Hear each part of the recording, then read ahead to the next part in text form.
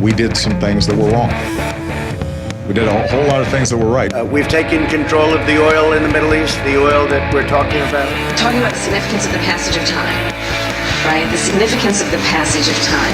So when you think about it, there is great significance to the passage of time in terms of what we need to do to lay these wires, what we need to do to create. We choose truth over facts.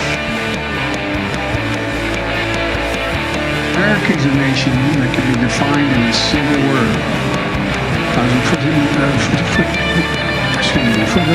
television. It's what people are saying. You've been watching television. Silicon Valley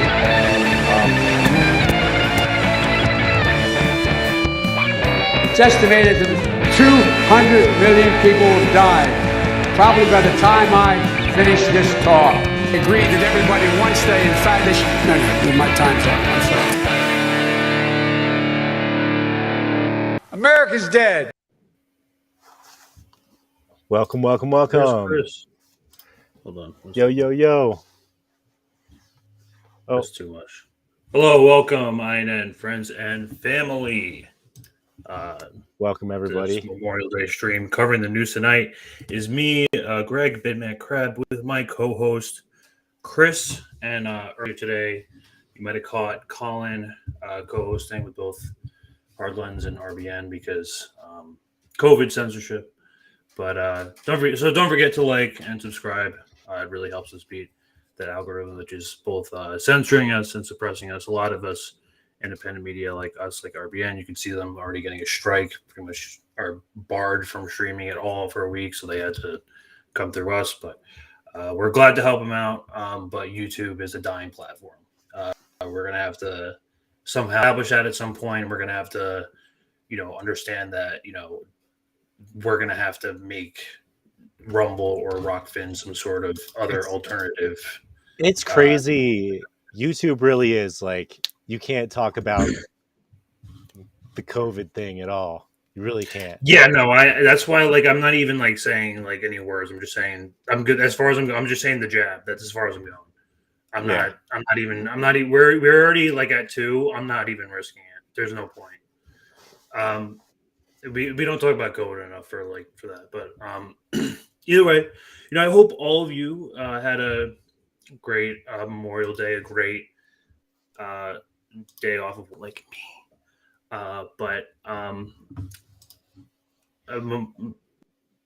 Looks like AOC, according to her Twitter, seems to have a relatively good Memorial Day weekend. It seems like this past Friday, she had a town hall with answer questions, discussing debt limit negotiations. But that pretty good turnout. Wasn't all that happened. There were critics that were out hall where they're actually barred from entry. These are literal constituents. A lot of these people live in the area. And so you can see here, Bronx activist Jose Vega tweeted a video of Saturday showing cops and congressional security prohibiting him and a friend entering the Rona town hall in which Ocasio-Cortez was blasted as a piece of shit for championing illegal immigrants. So this is from something else. But so to get more detail about what had transpired here this last Friday and to get more of an understanding of the events, we have the man himself, Jose Vega. You might know him from calling Nancy Pelosi an old sad drunk to her face. But here he is. Welcome, Jose. How you doing? Hi, man. Thank you for joining us. That was your Memorial Day. It was good. I spent it here at home. What better way to spend it? Yeah, exactly. Oh yeah, no, we gotta rock this 4-day week, this 3-day weekend. The Japan's already doing it with the 4-day work week. But yeah. I really we really wanted to get you on because we wanted to. I mean, I came close to coming to this. I mean, this was this was like a mixed day in my head that I thought it was on a Saturday, but I just got out of work when this happened. But I know I talked to Lucy a little bit about this, who is also banned from entry. And I just wanted to ask you directly. I wanted to hear, and just for the clip and for the audience here, just to describe briefly, why, what you do, why you showed up here, and ultimately what had transpired. We knew that the AOC Town Hall was going to happen for quite some time, and we knew generally where, in what neighborhood of New York. I guess they kind of beefed up their security since last time, not making it. And I was a little surprised with what put up, but when I saw what actually transpired, I saw that not a lot of those people were actually there to see, probably had some support, but a lot of it was not. I have to give a shout out to the ladies who brought that an actual something criminal was pretty, and an official criminal. I think that was the sign that they had, but I had 3 other people other than kind of and myself because we kind of figured something was going to happen. Either we were going to be bought immediately, or they put us somewhere where we can't be heard, or they could easily back. Because before, Congressman Espaillat had recognized Kiner and I back, and they let us in. And he just gave us a special shout out and said it might get loud, so and it was either January or February that happened, but it was okay. And but this one, no, they just barred us from coming in, and I think you can see in that. Do you have experience with this before? Has this ever happened to any sort of public event where constituents were invited? No. Also for constituent, but Kynan is a constituent. And that's also not to say they didn't let non-constituents, and they didn't first, and then all the non-constituents. It's not like it's a paid event. You know what I mean?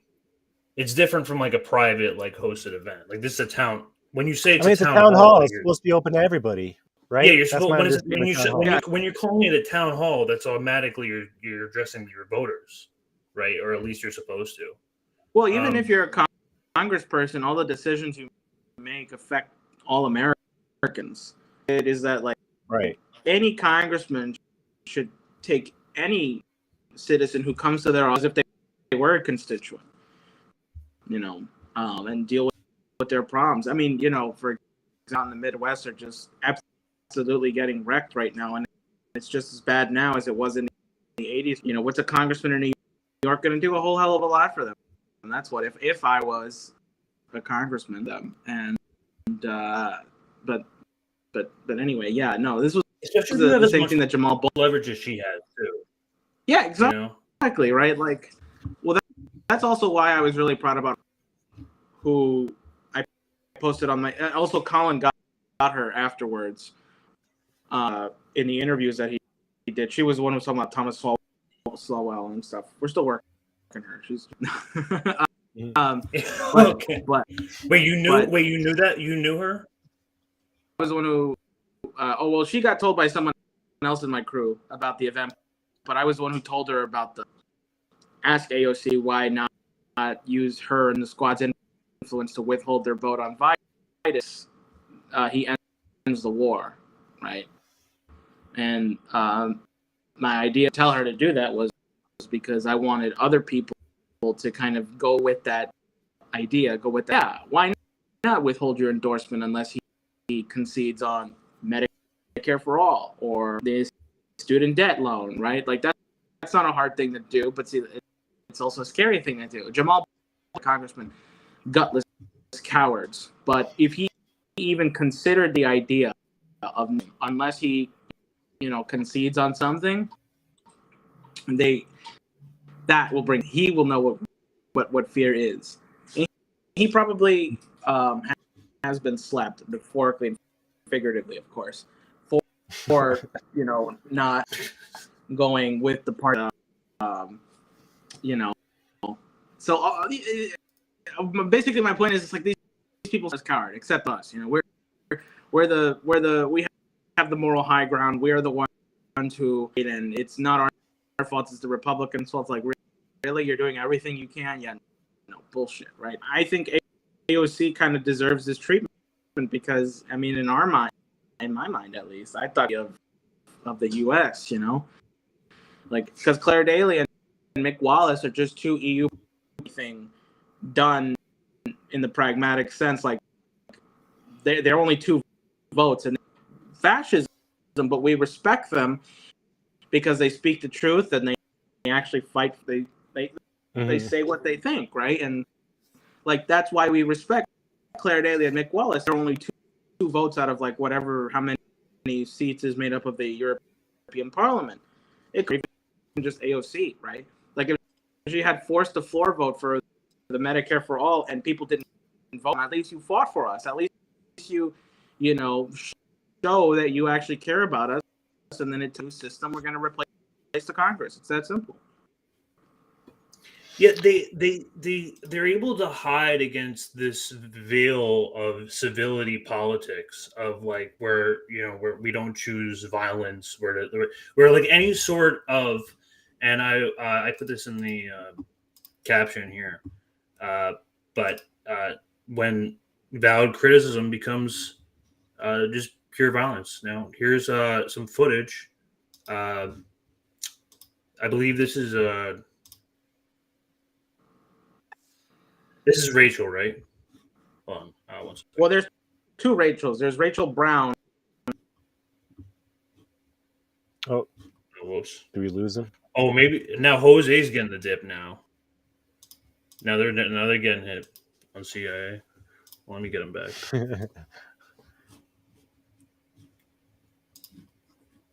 Here we go. Man, bro, they're coming harder at our feed 2 weeks in a row.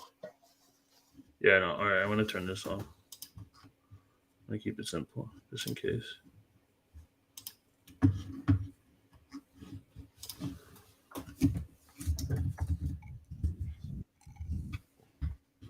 Here we go. Okay, hi. Yeah, sorry about that. That's Rachel Brown. There were 2 Rachels. Okay. I guess I shouldn't say too much, but at the same time, like, I don't care because, like, we have way more people be afraid of that. Like, they can bar as many people as they want. We have more people that they don't know of. I was gonna ask you, do you know if anybody else was barred from entry that day? Any other journalists or anything? Yeah, and how did they get in? Can you hear me okay, by the way? It's kind of going in and out. I'm like a little bit, but I can hear you still. Like it's still coming through. Oh my god!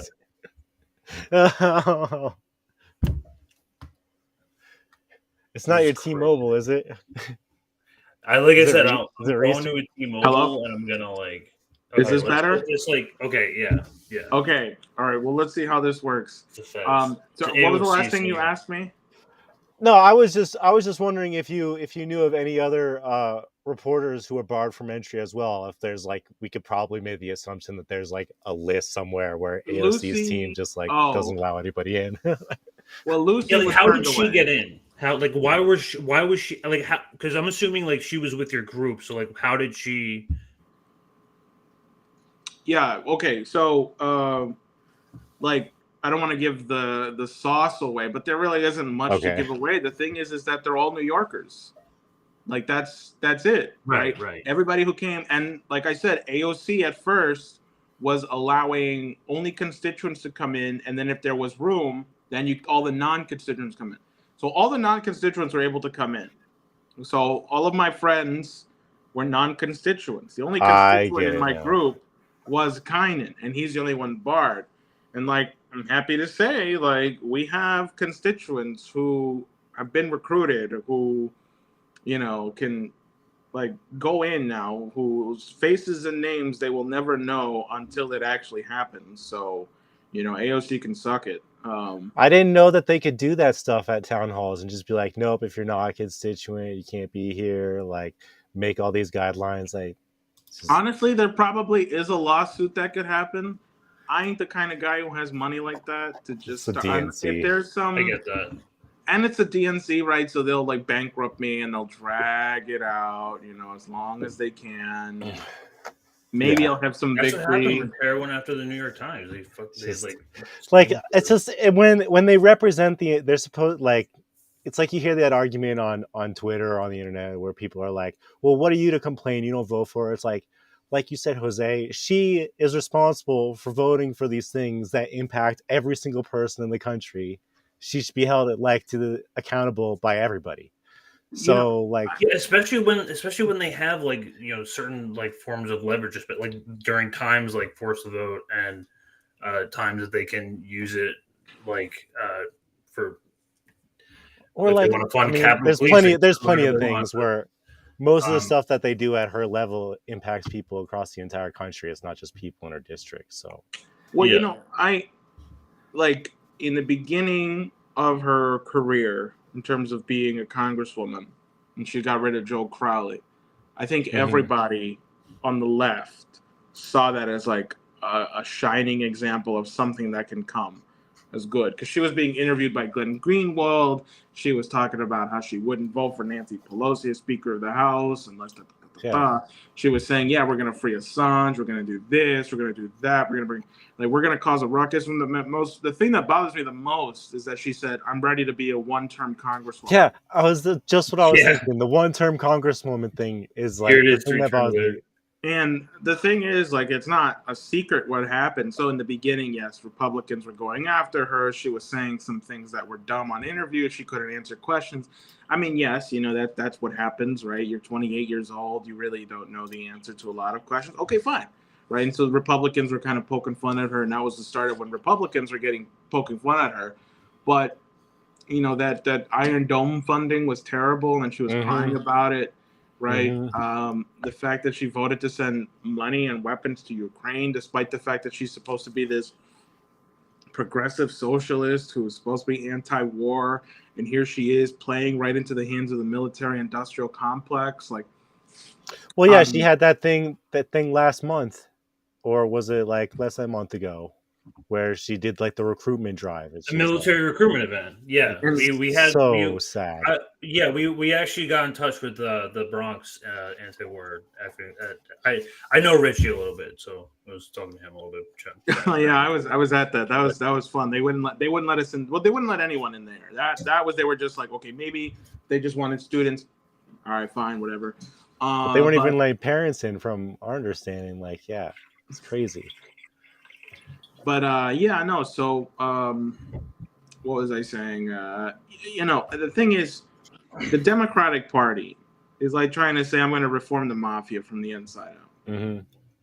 The only way that could ever happen is I don't know if it can. Honestly, I don't think it can. RFK seems to think so. Well, I like RFK. I just wish he wasn't. CIA is good guys, I just wish he wasn't running as a Democrat. Otherwise, I agree with 90, 85, that's what Jimmy 80, said. maybe 75% of what he says. I don't know. That Israel thing really kind of threw me off, but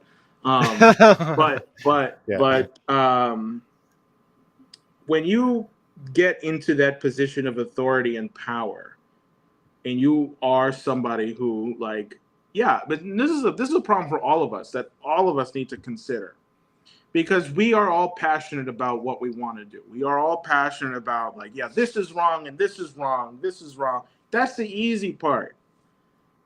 What are you prepared to actually do? Because I don't think any of us really understand what that means until you're actually in the seat that AOC is in, when, oh, damn, now I'm actually in the belly of the beast, and people don't consider what that actually means. And so what happens is you just get swallowed up by it. What I mean by that is she was probably talked to or told, listen, you're out of your league. You really don't know what you're doing here. I'll help you out. And that's where it starts. Well, you have to make moral concessions in order to actually stay in that power. You have to decide you know what?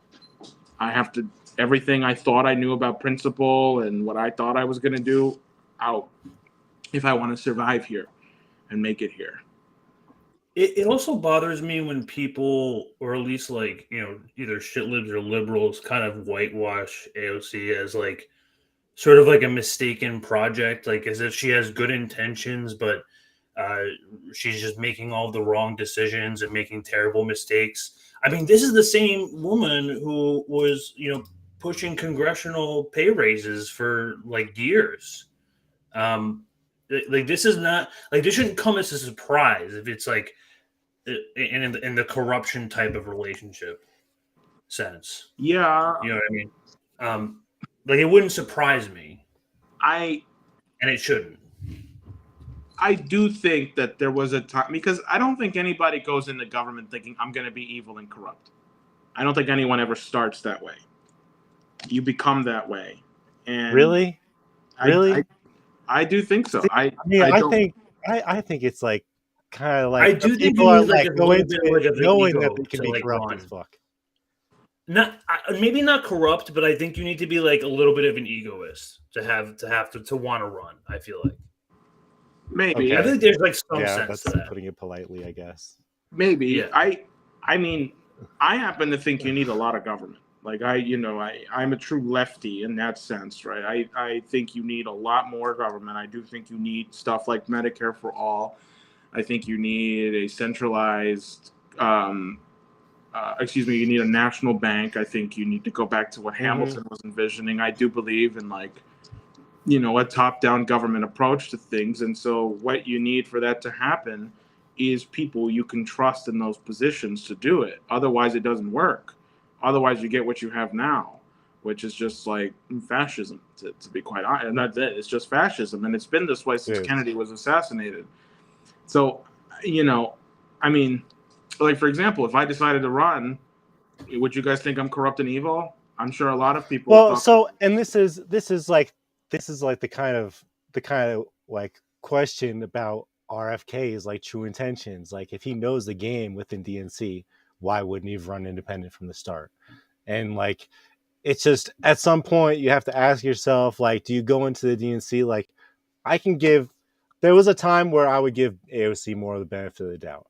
And I could see like maybe she went into it with good intentions, but like it didn't take long for them to be like, look at all this money, look at all this opportunity. Look, you want to go to the Met Gala? Oh, I bet that'll be cool. Wear this cool dress that says tax rich on it. Yeah, and like all of a sudden she's just like raining in money and opportunity, and she's like, I can make a career out of this. So like I think I want to say, like, despite all of that, I have tons of respect for independence. It's a different. I think it's a completely different ballgame. I would feel completely different about RFK, and I'm somebody who's like pretty against electoralism in general. If RFK had been like, you know what, after all this shit that I said about what happened over the last 3 years, I'm gonna kind of like stand behind my morals and run as an independent, I'd like be feeling differently about him. But like, it's kind of like what Kim Iverson said on her show, like with I RFK. trust you, but I don't trust the Democratic Party. Yeah. I agree. And like, Brianna Greyjoy, who's like sometimes I watch and stuff, like she says it's a good thing that there are people like Marianne Williamson and RFK Jr. running. And I think this is her position. I might be wrong, but that the reason it's good is because it'll actually force Biden to be pushed to the left. Yeah, right. Or like actually do stuff that he said he was going to do. But I think she's drawing the wrong conclusion from that. The only thing it's going to do is make him cheat harder. Like, let's assume that Marianne Williamson and RFK Jr. genuinely want to challenge Biden. Let's just assume that, right? Yeah. Okay, we can play that mind game for a second. This is not going to be like Joe Biden, like, maybe I better give people Medicare for all so I don't lose. It's, how do we rig the DNC primary so that I stay in power more? Like, come on, they don't have your interest. They don't care about you. They could care less about you. Challenger is only going to make them cheat harder, not make them want to play fair, play honest. So that's kind of how I see it, unfortunately. So hopefully RFK will kind of speak more to that as it becomes more and more obvious that Biden's the nominee. I did ask Kucinich, who's his campaign manager, this last weekend up in Kingston, New York, where he held a rally. Mm-hmm. Well, it was a peace unity rally. It wasn't an RFK rally. It was like a generally anti-war rally. And Dennis Kucinich was there, and I asked him, like, listen, like, can you really trust the primaries after what they did to Bernie? And do you even think our last election was fair? And we're on YouTube. Great right? questions. Yeah. Okay. Well, the elections were fair and honest, and anyone saying otherwise is a liar. Anyway, so no demonetizing for you. The elections were fair. Anyway. And so he said, well, I didn't vote to certify the 2000 election. So, election security is a very big deal, and you'll see. We're working on something on that. Elections have to be fair. And so I was like, okay, well, I mean, I want to see what that comes up to. We'll see what that means. Well, it's like with Dow with the same thing. Like he was like, oh, this is a sinking ship, and I'm out, and it's because it's rigged from the start. That there's like, what's really going on here? Yeah, exactly. I mean, I don't know what Marianne Williamson is thinking or doing. She's terrible on the Ukrainian war, and like, what is she? She says we need to go back to an FDR style of economics, but like, I don't have any indication that she actually knows what that means, because one of FDR's biggest things was we don't need to interfere in other countries. We need to look beyond this age of imperialism. So, and she's over here saying actually Putin's like a thug and a war criminal. Yeah, just crazy stuff.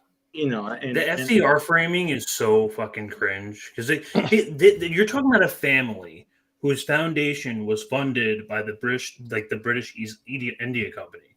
And who's that? That's the company that funded all of the opium wars in China for years and pretty much demolished an entire society. Well, so like to say that like, and Kennedy comes from a similar family. That's why like where like I share like my criticisms, and that's like we kind of like jumped out like with our red flags our way, because like it's not just RFK. He's also like part of a dynasty, and that's a bigger deal than.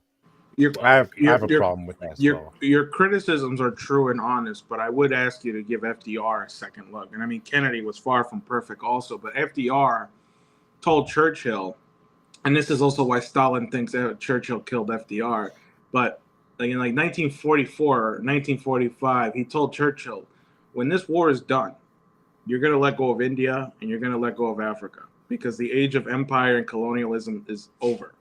It's done. And his wife helped founded the UN, which is completely useless today. But the idea of the UN was that there's a universal declaration of human rights. And I think the intention of his government is the reason why you have a lot of the infrastructure you still have today. Like a lot of New York City was built around of course. FDR. Mm-hmm. Yeah. And there's a lot of good things, like but the highway system. That was more Eisenhower, but yeah. That still required some form of pressure and some, like years of Great Depression and like union protests after all the shit in the 20s. FDR at heart was a capitalist, but he did push.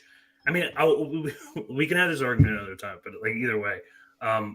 Like he saved capitalism from itself, essentially. He delayed late stage capitalism another like 100 years. Well, I don't know about that. Was it like a drastic reformation of the system?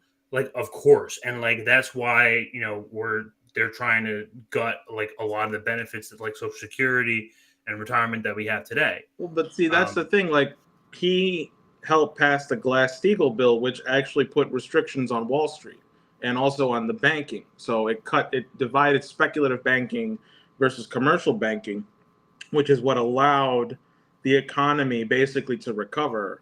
Not just that, but he also founded the Tennessee Valley Authority, which was responsible for many of the major infrastructure projects that have allowed people to live the way they do today. And when he ran for governor of New York, he ran on a single issue.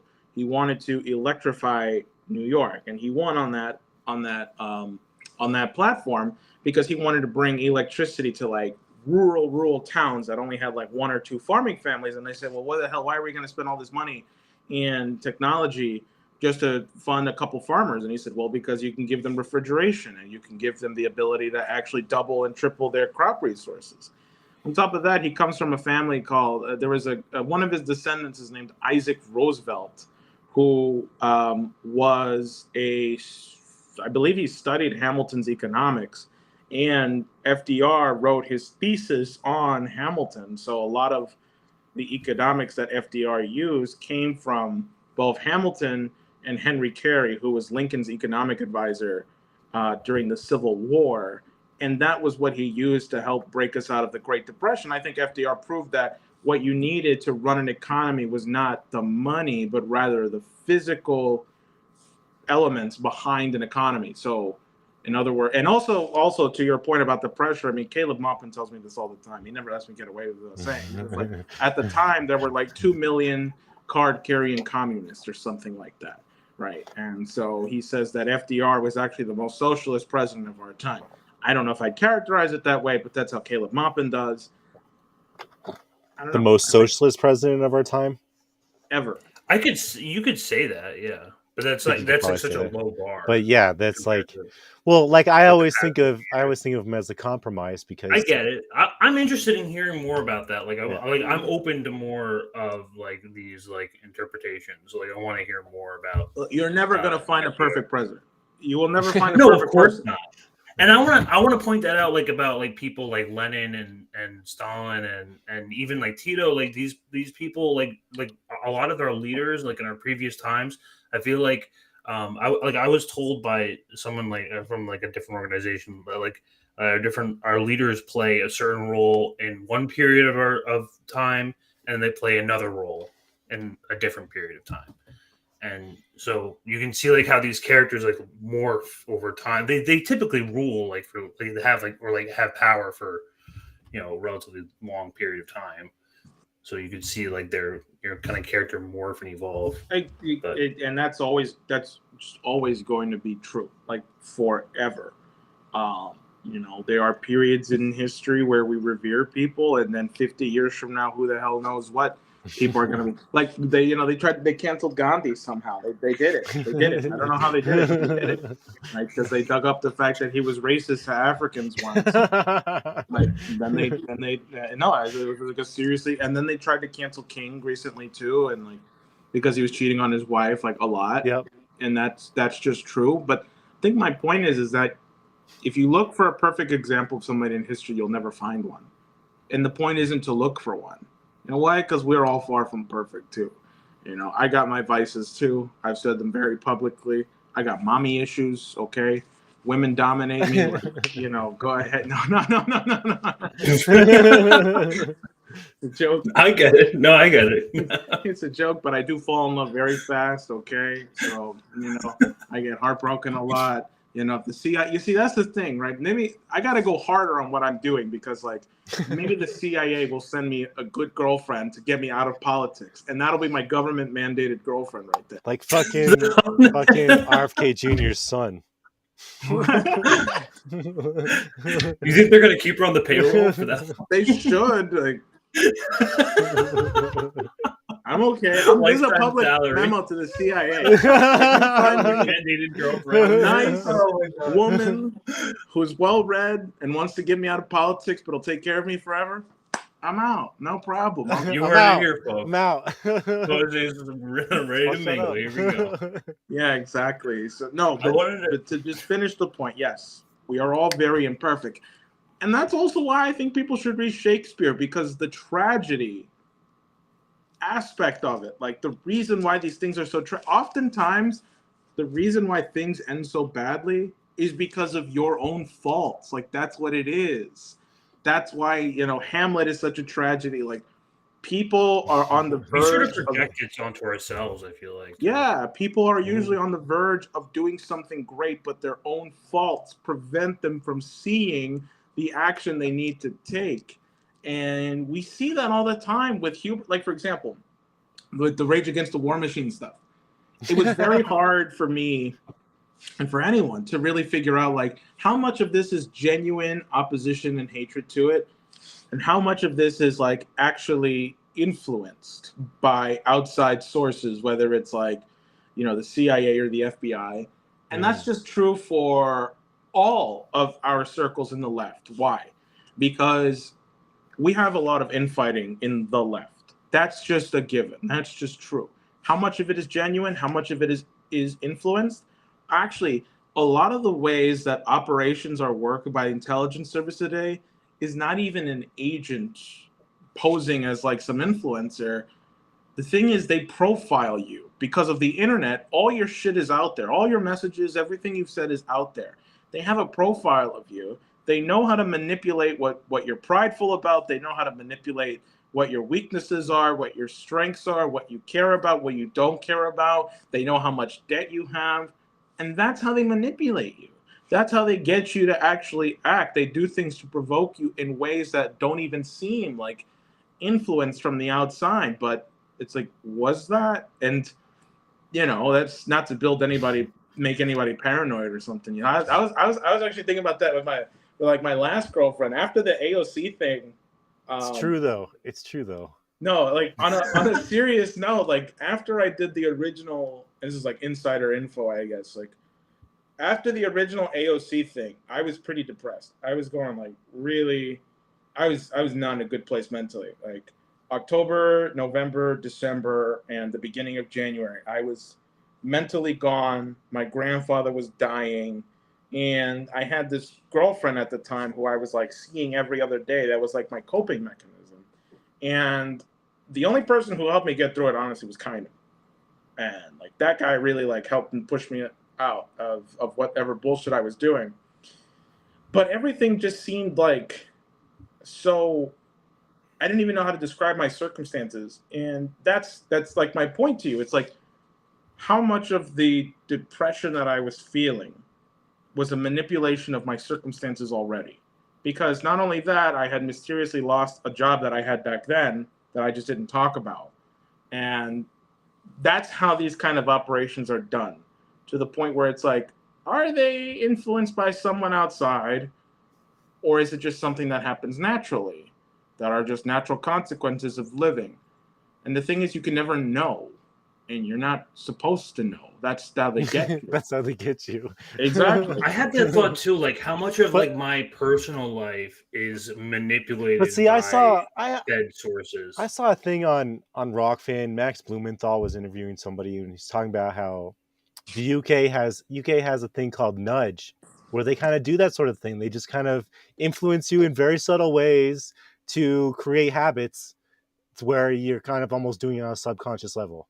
So we showed an article where the Pentagon was funding, like, without a doubt, the government is in on trying to influence your behavior in these subtle ways. Like, look, without we use the internet 13 hours a day, maybe some of us. Yeah, I don't fucking. The moment I wake up, the first thing I do. Most of us are terminally online. Yeah, like the first thing I do is I check Twitter. Like obviously that has to be engineered. Okay, just the act alone. It's programmed. 100%. Well, like, and the way that they don't release like the notifications in real time. They come out and like burst to kind of like fuck with your head as well. Yeah. So there's like all sorts of different ways that they get it to turn it into like an addictive behavior. So you have retired intelligence officers who work in social media networks. All of them, right? All of them. Yeah. So, question is like, are we in a matrix? Like, is the internet the matrix? No, seriously, like these are questions we all gonna have to start asking pretty soon. Like, to what extent is everything we believe, everything we think we know, manipulated by the internet, and how much of it is genuine? What if I'm a psyop? I don't. Yeah. No, there is like a theoretical, like not even a theoretical. There is like a real matrix. It's not like in the same sense that like Andrew Tate wants you to believe, but it's purposely cooperated and incorporated and manipulated in a way to influence, or at least take like first and foremost. Yeah, it's like getting blue pilled, like just becoming like an NPC and just sort of like you're plugged into what the cultural narrative and all that. Are there I can tell you, like, getting into this stuff, like, you'll never go back. There's no like, you every time, like, as soon as you get deep into it, you can't unknow things. Like, I can't like unknow that like my government like blew up an energy pipeline. Like, it's not like I can't like unknow that. Or I can't like unknow MK Ultra. There's no way you're gonna like erase that from your memory. Yeah. So it's too late at this point. Quite a rabbit hole we've fallen into here. Yeah, I know. I wanted to show like the original confrontation here. Oh yeah. That guy's so this is the guy, a Matrix and agent. I want to ask you like, well, you know, like what kind of like led up to this point, like how you think he identified you. But let's watch. It's a Mr. Smith there. Yeah, if you want. Well, why can't he go in? I'm telling you can't go in. That's why. Why is that? Because I'm telling you can't go in. So he's not allowed in. Yes, he's not allowed in. Why? Look at this guy. Dude, sketch. What is that pin, by the way? If somebody can tell me what that pin is, because I've seen that pin many times. I don't know. It's like Pentagon. Like what disturbs me like, is like it's not like the fact, not even the fact that you couldn't get in. It was like I hope Jose is still here. I'm here. But like I'm here. Right. Okay, Yep. it was the fact that like he said it so quietly and like maliciously like you're not getting in here. It's like not like, happening. it's not like that's like straight fed, like that's like it's just a disturbing. Tell me he's not allowed in. Why? Not the reason. I'm telling you he's not allowed in. So that's the reason. If you want to hang out here. Thank you. It's just kind of ridiculous to me. They're not giving me any kind of reason whatsoever. They just escorted me out. I registered for this. I'm a constituent, and they're not allowing me in. Unfortunately, I do not. Don't expect them. The fucking cops like defending AOC. That's freaking sad. The own constituent was like, I got thrown out by these these shock troopers, these fucking people throwing me out, and the cops are just like, oh, democracy. Yeah, I think those guys. I think the guys with the pin are Fed. I don't know what kind. I think that's Capitol Police. That's what I. Do you think this guy's cop?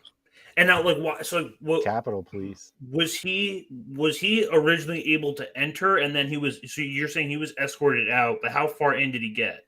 He got up to. So the event was hosted on an auditorium in the second floor, but when you go into those doors behind him, you have to get. You know, they have like metal detectors there to make sure you're not bringing in a weapon or something, and then. So you walk through the thing, and then they escort you up to the second floor where they have actual registration tables and stuff. Fucking guy. And so as Kynan told me, he says, like, you know, because he did register, they just told him, wait to the side for a second. And then they kicked him out. It's crazy. Wow. That's crazy. Okay. So you think possibly he identified his name, and then maybe it is a list of people that they keep. It's gotta be. Yeah, exactly. A name, Dude, picture, maybe. You got footage of people now. Like they just got. Well, do they have pictures? Like, are they aware of that this is being posted on social media? Like, sure, right? No, I know that for a fact because Kynan and I were recognized at an Espaillat event a while back in like February, and Espaillat gave us a shout out. When I say he gave us a shout out, he called out Kynan's full name, which was like, it's Kynan Thistlethwaite. All right, he said it, Kynan Thistlethwaite, which was like, honestly, that's how you would, if you didn't know how to say Thistlethwaite, that's how you would say it. Mm. And so that means that they did their research. They know who the fuck we are. Right. And there's an APB out, you know, for all New York Democrats to, hey, watch out. Shitty, man. Yeah, and so it looks like this was... Don't ask questions. We'll make a file of you. Oh, yeah. That's messed up. Another military recruitment for that's another one. Yep. Oh my god! Now it's just a thing. So she just normalized and it. you She were just in totally line. normalized it.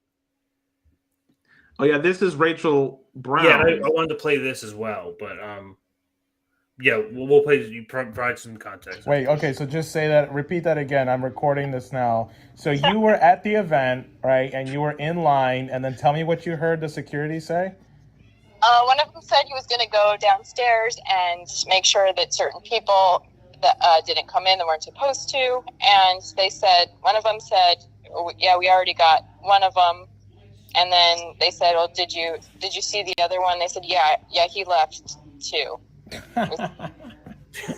Incredible. Okay, great. Yeah. Wait, okay, so just say that. So it's a list. They have a list of people who are now barred from voicing any sort of opinion whatsoever. Yeah, exactly. And like, I also want to say this publicly. Like, yes, we have people who are going to go in there, but there were other people who were not with us that did it. Like, well, I don't know about the Cuban guy. The Cuban guy was not with me. The one who was like shit, called her a piece of shit. I don't advocate Let's show for that. I have that pulled up as well. I don't advocate for people calling congressmen pieces of shit. I'm sure other people feel differently. And yes, I've sworn at congressmen before. So, but that guy was not with us. I respect the fact and I noticed, so there was like a couple of conservatives outside. So like those two, like the woman with the NYPD hat that Roger interviewed. Yeah. Like, did you know her too? No, just the one after the NYPD hat. So is it like common for like conservatives to like show up to these things and kind of? When Kynan and I did the original AOC Town Hall, the entire audience was me, Kynan, and then people who were supporting the opposition to her, the conservative challenger to her, Tina Forte. They were all heckling her on like stupid shit, like immigration, taxes. So let me get this straight. So like if you criticize her from the right, if you criticize her from the right, you're allowed to get in and curse at her and do this. But if you criticize her from the left, you're completely barred from entry. That's correct. I wouldn't characterize it though as me getting at her from the left. And the reason I wouldn't say that is because I have a lot of followers who think all sorts of things. I have Republicans who love what I do. I don't like that, like Well, I mean, I think we can kind of have a universal truth here that like having an anti-war position is a left position. And like I don't think so. I really don't think so. I think it's anti-war is anti-war. And I don't think it's a left position. You know why? I think more of a libertarian. It's I don't know. I don't think it needs a Libertarian label. communist would like I don't know. I think it's kind of like putting people first, kind of like. I don't think it needs a label. I think anti-war is just labels are bad anyway. We don't want labels. I'll agree with you there. It's just anti-war is just anti-war, and like that's what I'm saying. Like the reasons these videos go viral is honestly a lot of the time the reasons the videos go viral is because like it goes international. Like some of the there was a Mexican communist dude who like shared one of my videos and that got like another 300,000 views. But it's people like Dan Bongino, who's like prominent right-wing guy. And, they throw in their own little thing in there. Like, yeah, because like with the last one, with the New York Times one, he said like, yeah, the Julian Assange thing. Yeah, and they were wrong about vaccines and they were wrong about COVID. And then, then he starts throwing in more right-wing stuff, which I forgot. They were wrong about border security. Like, okay, all right, whatever, right? But the point is like there's some big shows on the left who shared it too, like Redacted is a big one, Jimmy Dore is a big one, but there is something about it that I think transcends the party lines that everybody picks up on and realizes like this is more than just a political. This is a trying to survive position, and I think no matter who you are, you resonate with that. And I honestly respect that and I love it because what I think the message it sends is put aside your politics for a second. Realize we're on the verge of nuclear war. We all have one thing in common right now, which is we all want to survive. Let's go back to fighting each other after we get rid of the threat of nuclear war. And I think that's successfully coming through. And also there was another guy, not the Cuban guy who called her a piece of shit, but some guy who said, $140 billion to Ukraine, that's coming out of my pension. That guy wasn't with me, but that's like, that was just a genuine honest guy who's like, fuck all this money to Ukraine, Like, I like that a lot. And was there a video of that? Yeah, somewhere. There was footage of this thing that even I didn't see that I was like, whoa. I was so happy about that. And so this is another public message to AOC. Like, yeah, I'm going to keep coordinating this, but honestly, like, the people who are going to come to these town halls are going to be pissed off. Like, it's good to see that, like, people are just going and being pissed off on their own accord. Exactly. Yeah. Exactly. When you don't have to organize that, that's when it starts getting really bad.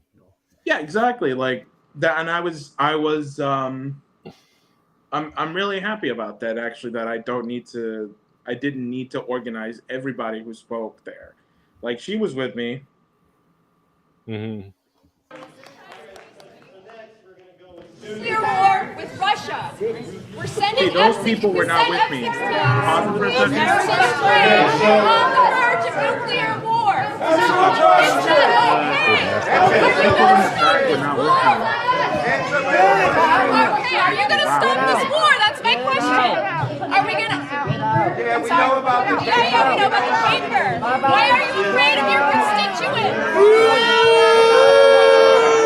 Who is this guy?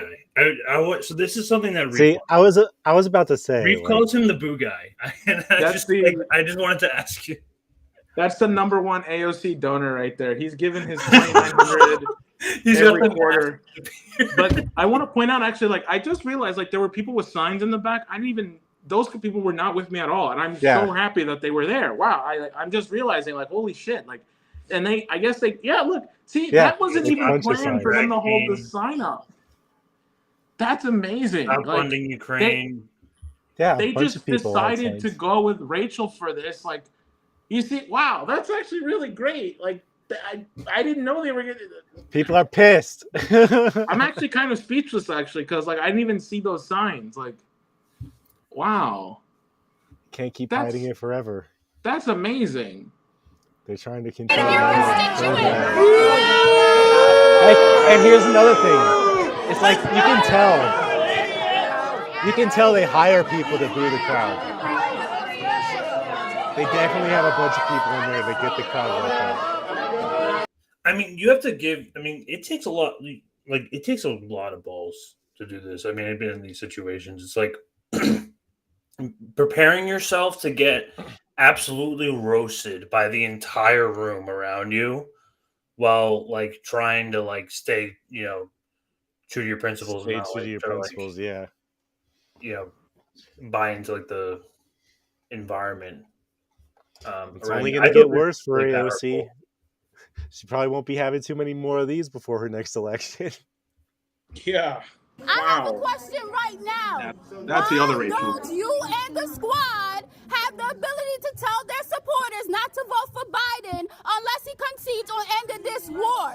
Why won't you do it? Great question. That's a lot of money you are sending to Ukraine. And you're talking about you're bringing money to your community? What about the war?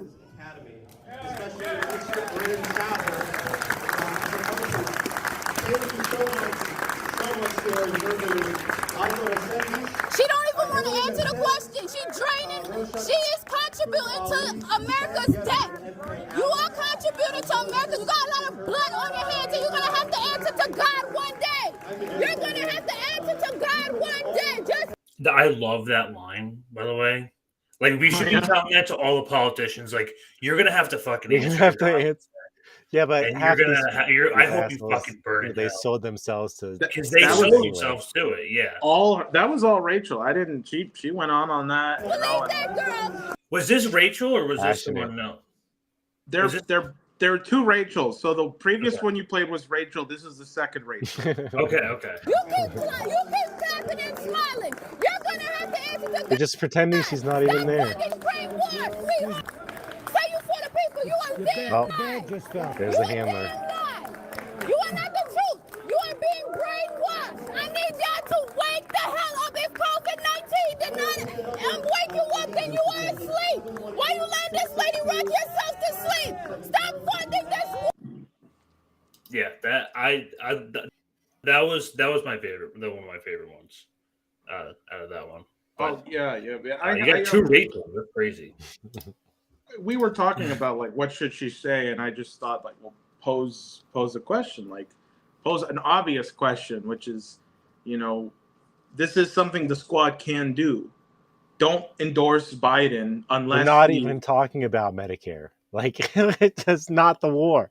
It's really not that crazy of a concept. Like, they're just not send weapons and F-16s. We've been pushing against this for like 2 years now, and the needle just keeps on going and going. And how many? It's just this falling like domino effect where just like we just keep sending, first just F-16s and like Patriot missile systems, and it's just going to keep escalating to the point where they're not going to have a way to turn back. And that's usually how it ends up. It's going to be Afghanistan. Well, you had too. Belgorod last week, and so we'll see what happens. All these splinter cells start waking up. Yeah, and then Jerry Nadler says he doesn't care if the F-16s are used to invade Russia. Like, this guy, look, everything is escalating. AOC is playing a role in it, whether she thinks so or not, because I have some indications that she doesn't support Zelensky. Like, for example, when Zelensky came to the Capitol or to the Congress, and he testified, she wasn't there, Bowman wasn't there, Rashida Tlaib wasn't there. They didn't tweet about it. They were tweeting about other shit. They ignored it, right? That's not good enough. That's just like, not being cool with it by omission. And so the fact that you can sit by and do nothing while this war continues to escalate, and you have an authority as a congresswoman, why is it that Marjorie Taylor Greene is better than you on this issue? Why is it that Matt Gaetz is better than you on this issue, right? The Thomas Massey, like there are Republicans who are better on this issue than you are. And this seems to just make the most sense for you to be on. You know why? Because the Democratic Party is the war party now. Okay, they're the Raytheon party. That. Gentlemen, the Matrix is telling me I have to go because my phone's on 4% and I don't know where my charger is. So. All right, man. Thank you so much for joining us. It was good talking to you.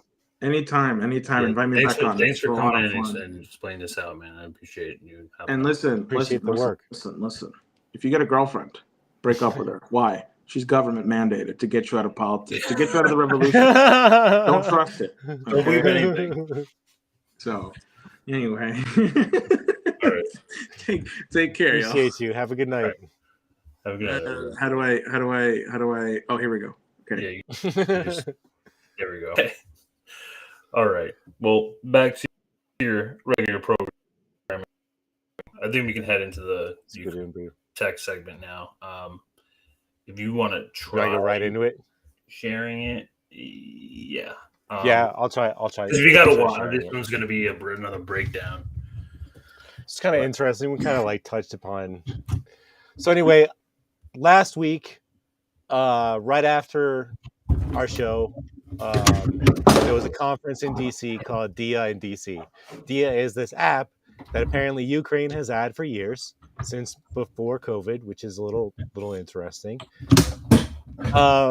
That's the quote unquote everything app that I've talked about, that Elon Musk has said he's wanted to replicate. And so they had this huge show with Samantha Powers from USAID, talking this up, and the vice prime minister of Ukraine, talking up this application, basically trying to pitch it to venture capitalists and like assuming US venture capitalists as well, like just kind of goes with that agenda. So I'm going to kind of go through this video and pick it apart. A couple things to keep in mind. I guess you put it up, but I guess we can start with 10 minutes, but basically I want to start off this conversation. I've already said what I've said about Elon Musk and what I think he's doing with Twitter and X Corp. And like we've talked about how we have a whole video on it. Yeah, we've talked about it a lot. Totally for the world. He's totally for the World Economic Forum agenda, and has been the entire time. So he's talked as wanting the Twitter to be the everything app, the WeChat app. So I just want to say, like, going into this, like, into the mindset that, like, I kind of believe that, like, this is the direction that Elon Musk is going for. And when you look at his WEF CEO, he's like a WEF young global leader. Like, it's just kind of like all fits into that kind of overarching thing. And you'll see as we go through this. It's freaking Orwellian. It's freaking crazy. So I guess we can start about 10 minutes. І це його серце. І воно б'ється з кожним вібром під час дзвінка або під час СМС.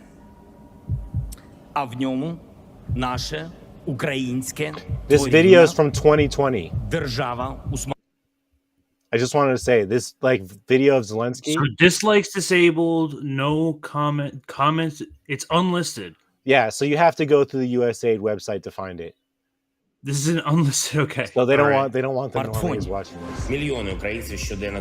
They really don't want this hopping around the algorithm and people catching Not at all. They recorded it for posterity, and that's about it. But yeah, this video is from So what the Fedorov says, the vice prime minister says, is that they conceptualized it in 2019 and implemented it in 2020.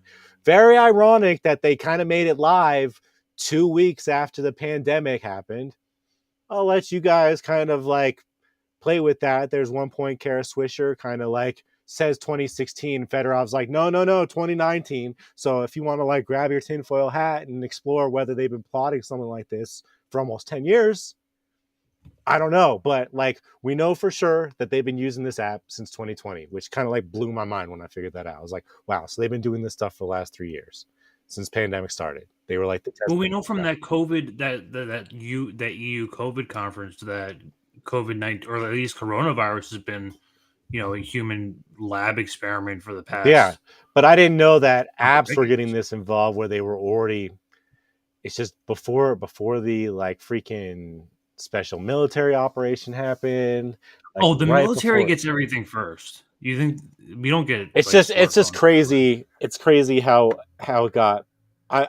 It's crazy that USAID was funding this like years before this was ever on my radar, and that like USAID is like 4 or 5 years ahead of the people who are like kind of, and like, this is before, being like, we need to like worry about this. Russia? This is 2020. This is 2020. It says this was streamed 6 days ago. This was streamed 6 days ago. The video that you're seeing with Zelensky, okay, that they posted up there, that he's talking, you see all the phones lined up. That video is from 2020. They like were trying to get everybody in Ukraine to download the app. One of the ads when they released it, it was like early 2020. So right when the pandemic started getting crazy. So they've been doing this stuff for a long time. Really crazy.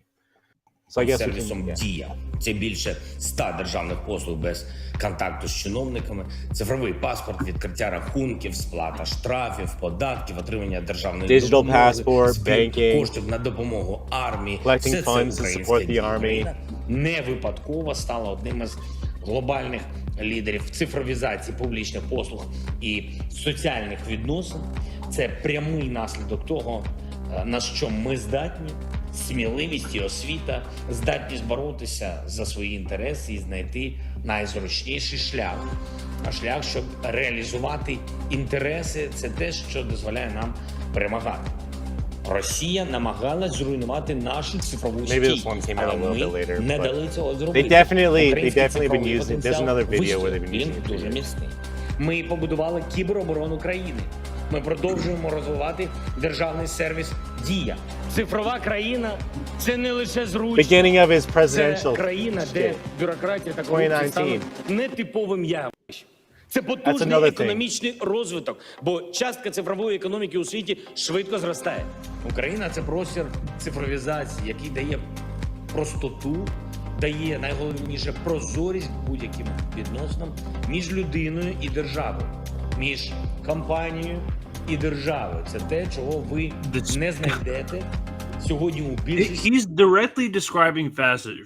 No, I'm glad you mentioned that.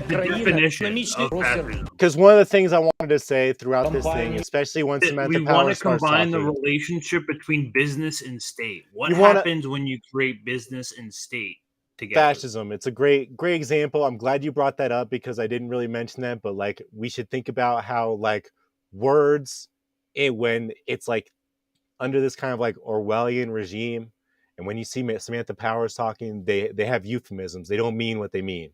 So when they talk about democracy, they're not talking about democracy. They're talking about fascism.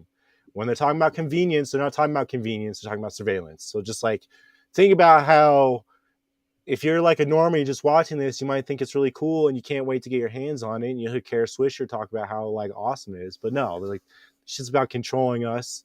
You know, especially in Ukraine where you don't have much like information. Dude, it's just crazy. I think they said I'll find the notes, but like it's millions upon millions upon millions of people using it.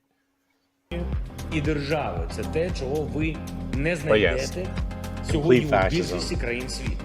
Те, що вчора звалося мрія, сьогодні називається дія. Отже, головне – мріяти і діяти. Все це ми робили і продовжуємо робити разом з вами. За підтримки великого американського народу. Завдяки USAID кожен цент вашої допомоги є максимально ефективним та прозорим. Ви не лише допомагаєте боронити нашу землю від кривавого агресора, а й реалізовувати нашу мрію, побудувати найбільш вільну та цифрову демократичну країну у центрі Європи. Демократія та технології переможе. Я радий вітати учасників Дія in DC у Вашингтоні і щиро дякую кожному і кожній з вас від імені вільного українського народу. Слава Україні! Yeah. Okay.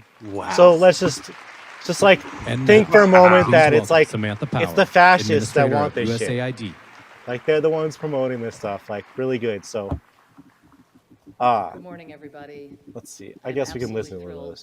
To be here. But I don't know if everybody should know who Samantha Powers is. She's the administrator of USAID, which is kind of like the soft power regime arm of the CIA. So like when she speaks, she's talking out both sides of her mouth. She uses word like let's just play it. Let's just play it so we can kind of hear. It's good to hear from the Belle of the Beast, these people who are working behind the scenes. Like the USAID is the go-between between the state apparatus and the public-private partnership. Okay. Yeah, USAID is like the big bad guy. So that's the guy like you're really when you have governments going at each other and doing like war, you have organizations like USAID kind of going behind the scenes and kind of orchestrating these public-private partnerships to kind of influence this neoliberal kind of regime into these foreign countries. So she is a very, very, very, very, very dangerous woman. Okay, imperialist to the core. It's just not imperialist with guns. It's imperialist with like American capital. So it's just like listening to this woman is always like kind of like looking into seeing how crazy how they kind of look at regime change in a different way. President Zelensky and all of you for joining us. As you all know, government events are famous for being cool. No, we can skip to 15:30. Never mind. She's just gaslighting. What did she just say? She's trying to make it sound like because it's a USAID event. It's a government event. She's basically like, haha, like normally government events are famous for being cool. Oh, she's trying to be sarcastic. Yeah, because it's a tech event. It's a government-sponsored tech event. Let me boost the volume a little bit. 15. Of that work. But first, I want to give a few words of context. Yeah, we can listen about how DIA became the transformational platform that it is today and where it can go from here. Imagine, and for the Americans in this room, this will unfortunately sound like a fantasy. Imagine that nearly everything that you need from your government, you can get with simple taps on your phone or browser. Want to access your passport to cross the border? You want to apply for a construction permit? You want to register a new baby or a new business? You can do all of that on DIA. Imagine eliminating the infinite lines under fluorescent lights in government offices, the stacks of paperwork that ask you the same questions that you have answered hundreds of times before, the endless waiting for documents to move through the bureaucratic machinery. The more that we reduce these headaches, the more we build that foundational trust that democratic governments are capable of meeting the needs of their people. Platforms like DIA also reduce opportunities for corruption because having I bet they sure do. standardized processes and a visible, transparent record of fines that you pay as a citizen, fees that you have to pay, payments you get, all of that takes away opportunities for officials to skim off the top. But that's and not digital governance. So we actually have an article right there, like that's like I think it's at the bottom. But no, we remember when the war, special military operations started, and we were sending over money. We remember that like 2/3 of it was getting stolen, like making it to its final destination. That we caught.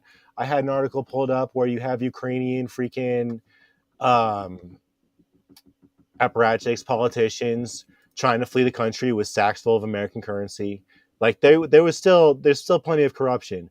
But what you're going to start seeing now is instead of the corruption going through the politicians directly, they're like skimming through this freaking, technocratic state where you have this public-private partnership. So the grift is coming from the private part of more of the private entities than through the government itself. Yeah, this is like, for instance, like in America, the IRS doesn't go towards state officials. The IRS is mainly targeting the middle class, at least as of right now. Right. So it's so they try and say this idea that it'll come down on corruption. That's not really true. It just means that the grift is going to go in a different direction. Like, yes, Ukraine has a huge problem, but it's not going to go away. I have articles I could show you, but like there's still plenty of corruption there. There's been corruption since the war. People like you guys, I don't know if you guys have seen, but like they're funneling people are selling freaking weapons through third-party sites like Craigslist of the freaking selling weapons on Ukraine. Like they're not tampering corruption. They're just trying to make money laundering. Yeah. It's so obvious. It's obvious money laundering, but the amount that we've given at this point. But digital governance platform, that's the key word there. Platforms also help governments respond quickly to emerging crises, as the people of Ukraine have seen firsthand during the war. Over this past year, DIA has been a lifeline for the Ukrainian people, providing everything from cash payments for internally displaced people to an easy way for people to report damage from Putin's missile strikes. So DIA has actually shown us what is possible in e-governance, shown all of us, all around the world. But it has also shown what it takes to get to this place. Because the fact is, when you're dealing with technology that is so fundamental to people's lives, the old Silicon Valley credo to move fast and break things just doesn't work. You can't accept security breaches when the data at risk is your passport. You can't accept bugs in the system when you are trying to register your newborn Just child. wait, Dr. Nick Rivera. I haven't even showed you the So a platform like DIA yet. relies on robust and secure digital public infrastructure, which we have been working with the Ukrainian government, UK Aid, and the Eurasia Foundation to build since the year 2016. We started this work on digitizing government back then as part of an anti-corruption push. We worked with Ukraine's government ministries That's to probably build good. How far through it are databases you? that could easily communicate. 1830. Yeah, that's probably good. So just to kind of give you an idea of what she's saying. So it reduces corruption, which you already know is like not really what they're going for here because there's still plenty of corruption on the platform. But one of the phrases you're going to start seeing a lot, especially when they mention later in the video that there's other countries that are kind of adapting this platform, is like a digital governance platform. Okay. The other thing that they kind of, well, I guess we can get into that later, but that's, oh yeah, one of the things worth noting. We're seeing this already happen with FedNow, and Right. this is coming. Like I said, like we already said, in July, and this is all coming to wrapping together. And in my mind, and I haven't asked you about this yet, but personally, like I wanted to like connect the dots between. I think you might see the dots. Government default and the FedNow payments. Mm-hmm. Because I really think that like FedNow is really like the capitalist like last like escape, like emergency escape button. Like this is how they're trying to save. It's another way they're trying to save it. Yeah, I say they're running. Well, they know, like they're fully aware that the like de-dollarization is happening and that the dollar is going to crash and the empire is going to collapse. Mm-hmm. They're fully aware. They understand that. And I think that FedNow is a function of how elite establishments are. I mean, protect them. I think they're just trying to. I guess I haven't thought too much beyond that. I would say their motives are. I haven't thought about that either, and it's a little odd that the CEO of Cash App was like murdered right before that got announced. So that's a little fishy. Whether the government is just trying to get their hands, get rid of the middleman instead of having, which is also, I'll mention, like one of the biggest like sponsors of this event, one of the biggest sponsors of freaking Dia is Visa. Okay. So it's worth noting that like payment processing is a huge element of that. That kind of goes back to what you were saying with like X Corp and like Elon Musk saying he wants people to be able to process payments on it. So again, like payment processing is a big deal of this. But we can probably go, let's see. Yeah, 19 minutes. Already basically there. Okay. But... in the first place. Then, in 2019, President Zelensky and then Minister 2019 Fedorov laid out a vision to do something far more ambitious. 2019. To Tell me he create wasn't a puppet the since state the very in a beginning. smartphone that you are about to see. I know I speak for myself and for so many of us at USAID This is the video. when I say that it has been a true life privilege to have a role in supporting Ukraine in this effort and to see the stunning impact of the platform, especially now when it matters most. So I want to thank those on our USAID teams at UKAID, at the Eurasia Foundation, and in the Ukrainian government who had the foresight to invest in Ukraine's digital transformation beginning 8 years ago. I want to thank the companies that made it possible for DIA to keep expanding its services. Companies like Google and Visa, the fantastic co-sponsors of this event. And so she kind of let one like sneak out right there, because like Kara Swisher says it later too. She says 2016, and she said 8 years ago, which would have been 2016, right? 2015, 2016. So and so 2016 would be when what? So Euromaidan happened in 2014. Okay. Right. Trump was elected in 2016, 2017. Right. This would have happened. He was giving weapons to Ukraine. Yeah, but like I'm just saying that I get the impression based on what she just said right there and the fact that Swisher kind of like lets it out later in the interview that they've been planning this app for almost 10 years. And like, so they like Fedorov says later, he's like, no, 2019, it was conceptualized, but it's really relevant and really kind of suspicious that Zelensky was elected. And then within 6 months, people were able to download Dia. Okay. Tell me he wasn't a fucking puppet. Tell me that wasn't fucking planned. Like it just sounds. He's been ever since Zelensky was elected. He's been a puppet. But... So I think that like they've been planning this stuff for a very long time, and there's a lot more here, and we're just like not prepared. And it's bad. I really thought I was like on this shit, and it's like, damn, they've been working on this stuff for a long, long time. This is now just at the point where it can get into all of our faces and in our little hands. But yeah, I think there's the like state of the smartphone. I think there's a video that she played that plays with more Zelensky. Oh, wait. I don't think she did yet. Oh, then just go to okay. So you just keep playing because at 2150 and what now? Yeah.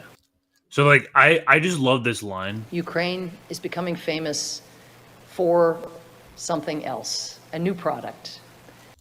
Ukraine is now a product. It's no longer a country. Yep. It no longer has its own. Look at this thing we can. What happened to Ukraine's? What happened? Whatever happened to Ukraine citizens' like individual rights as citizens? No. They need Crimea and they need the Donbass because they have the right to self-determination, right?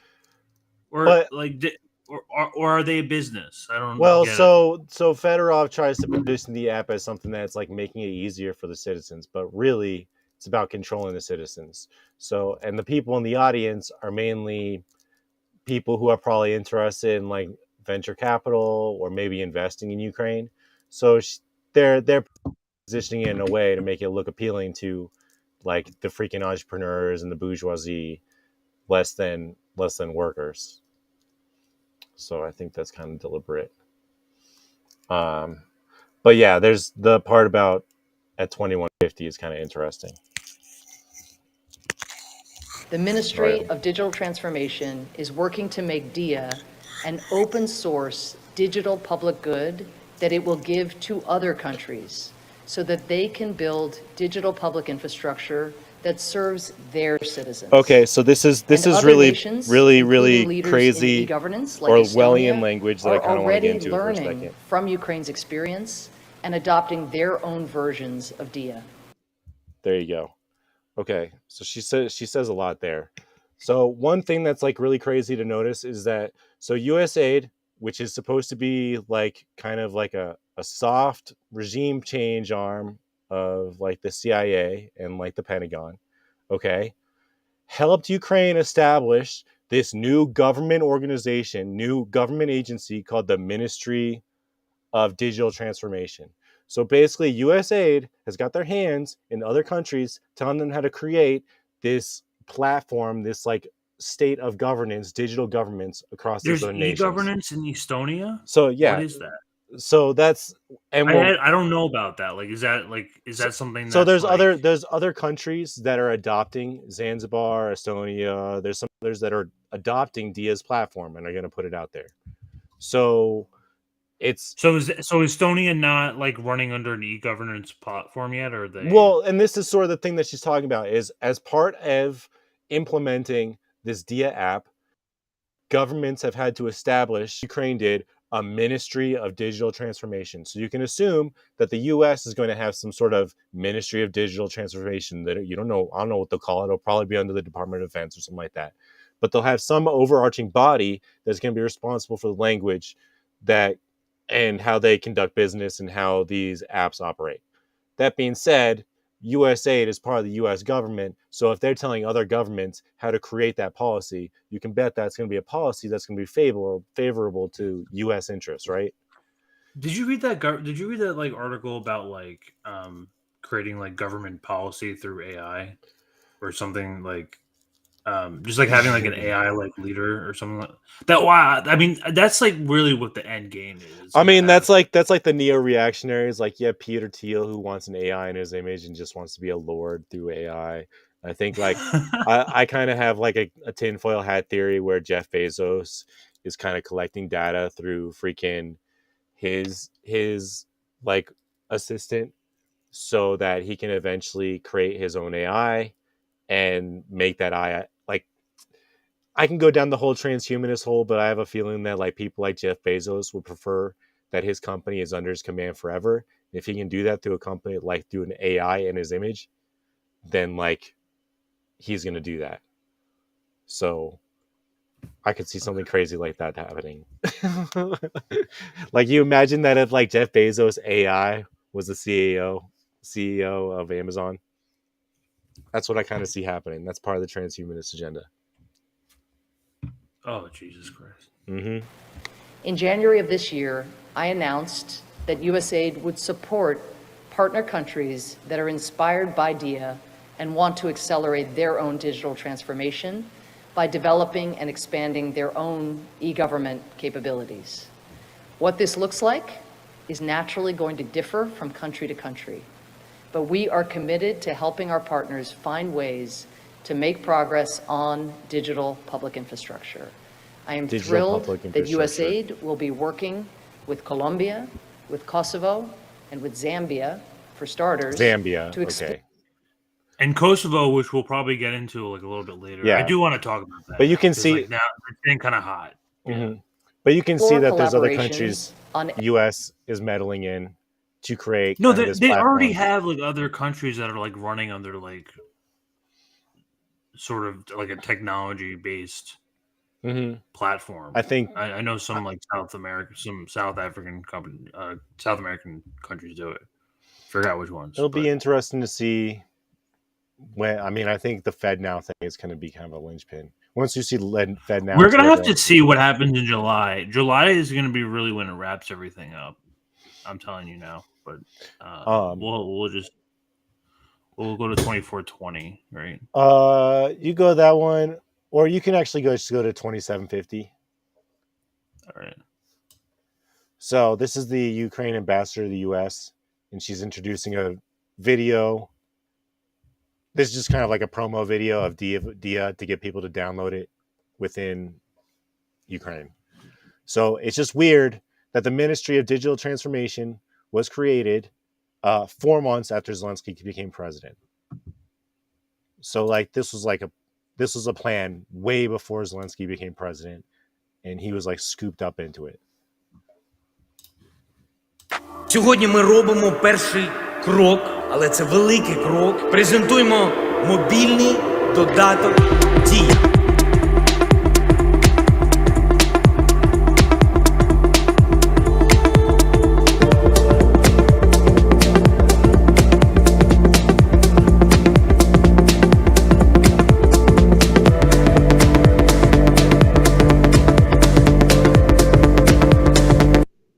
I'm just like, so like in the business of like graphic design, like I'm just like noticing how much like trendy like mainstream like tech shit that they're using right now to like really appeal to like, and even the music too. It's like all marketed and it's like, oh, like try this cool new government app. It's cool. It's this trendy new app. It's gonna be the new TikTok. It's the super target consumer.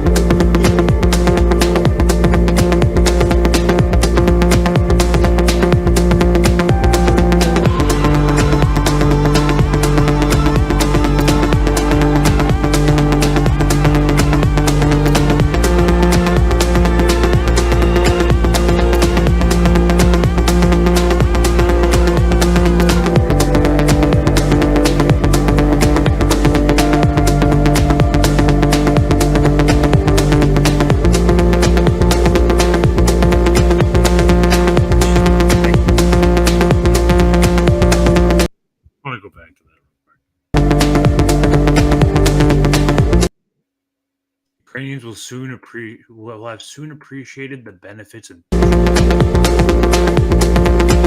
It is very like rebellion. 90 million Ukrainian.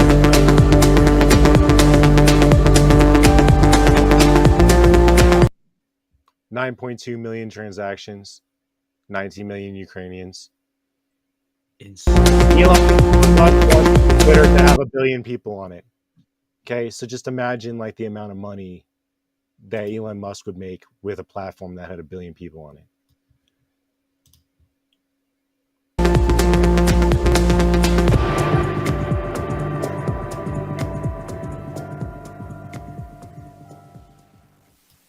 So, a couple things that stuck out to me with that video before Better Up comes on. But they were the first nation in Europe to introduce the digital ID, digital COVID certificate, and ostensibly like the digital passport. So that all sounds really, really cool. And like they talk a little bit about like the refugee crisis and stuff like that. Easy to like send people money. What happens if you're like doing your thing and all of a sudden you want to come back to Ukraine and oh no, like we saw a post that you posted on freaking social media and now you're freaking out. It's too pro-Russian for us, now you can stay. Now you have nowhere to go. So they can shut off, like they pitched as convenience, but at the end of the day, really what it is a way for them to control you. Like, yeah, it's really convenient for people who are like leaving a war-torn like country to be able to flee with just their phone and have money deposited into a phone like that. But at the same time, now you're having like the government completely track every move. Even when you're in another country, they're still tracking you. And then you can just be like, you're no good anymore. Like, revoked. Good luck getting on a plane. Revoked. Good luck getting a boat. Like, you're not going anywhere. So then you become. They did this with COVID already. Yeah, well, you had the good argument is you saw the trucker protest a couple years ago in Canada. Yeah, they just shut off your bank. They just shut off people's banks, that too. And that's going to happen. Yeah. And there's a video.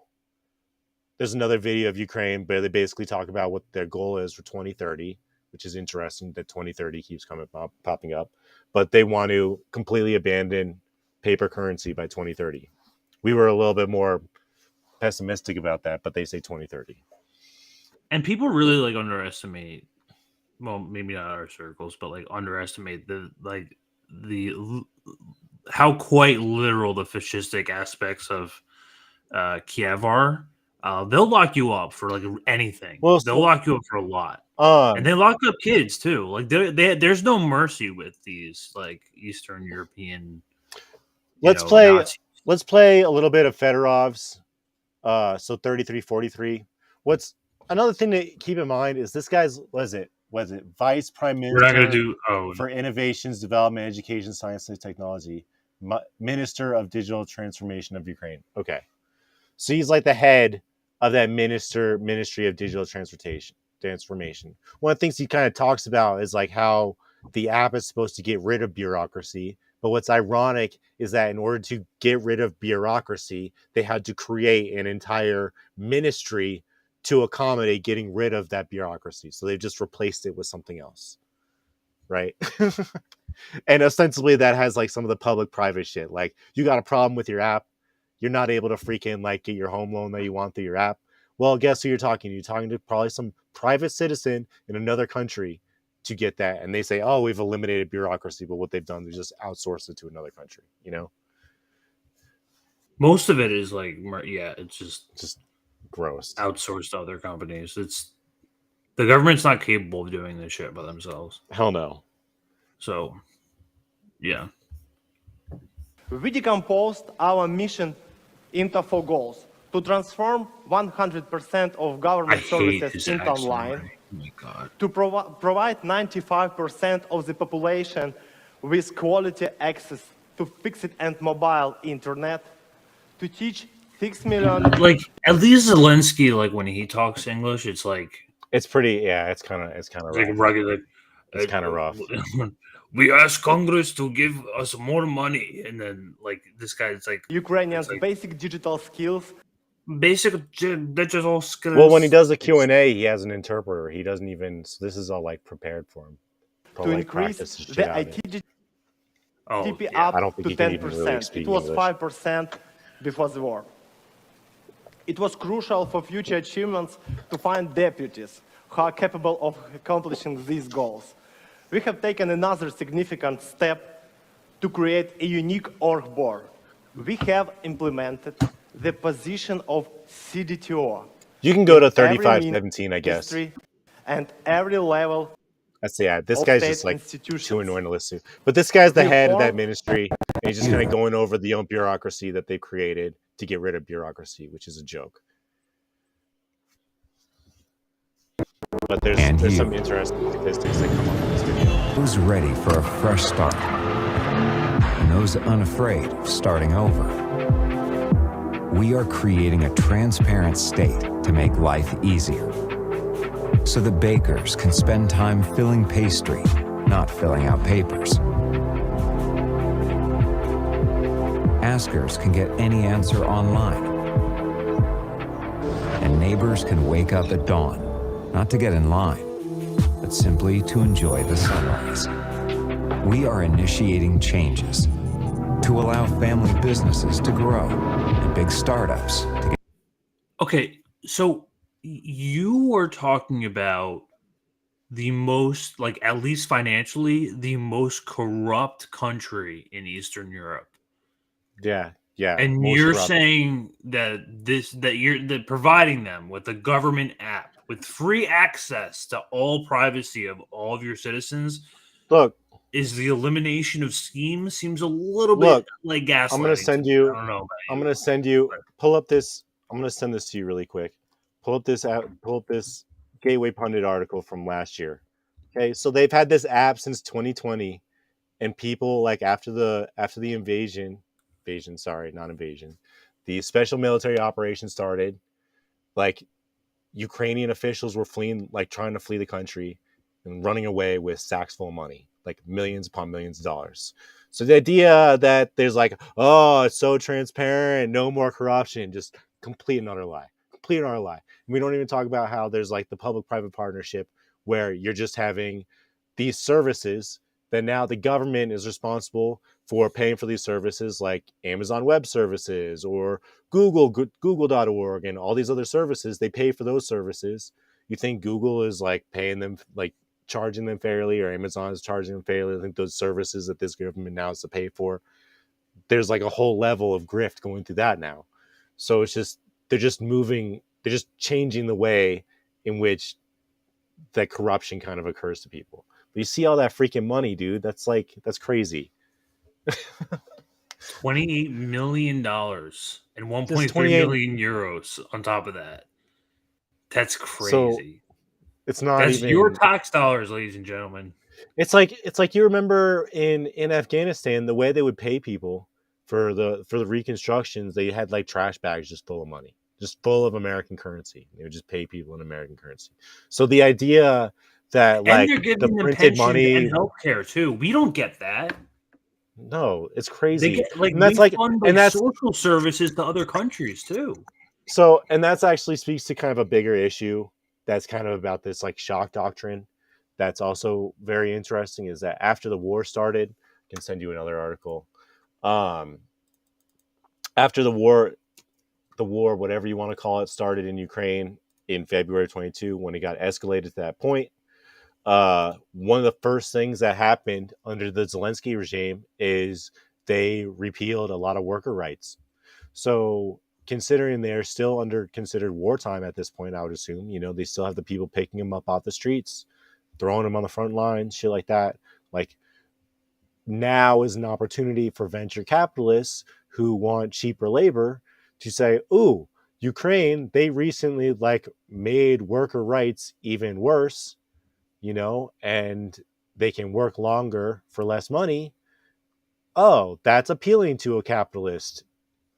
Like, so this is kind of shock doctrine at work. Now, if we knew like the app's been going on for years, you could see something like this happening is like maybe not totally related to just the war.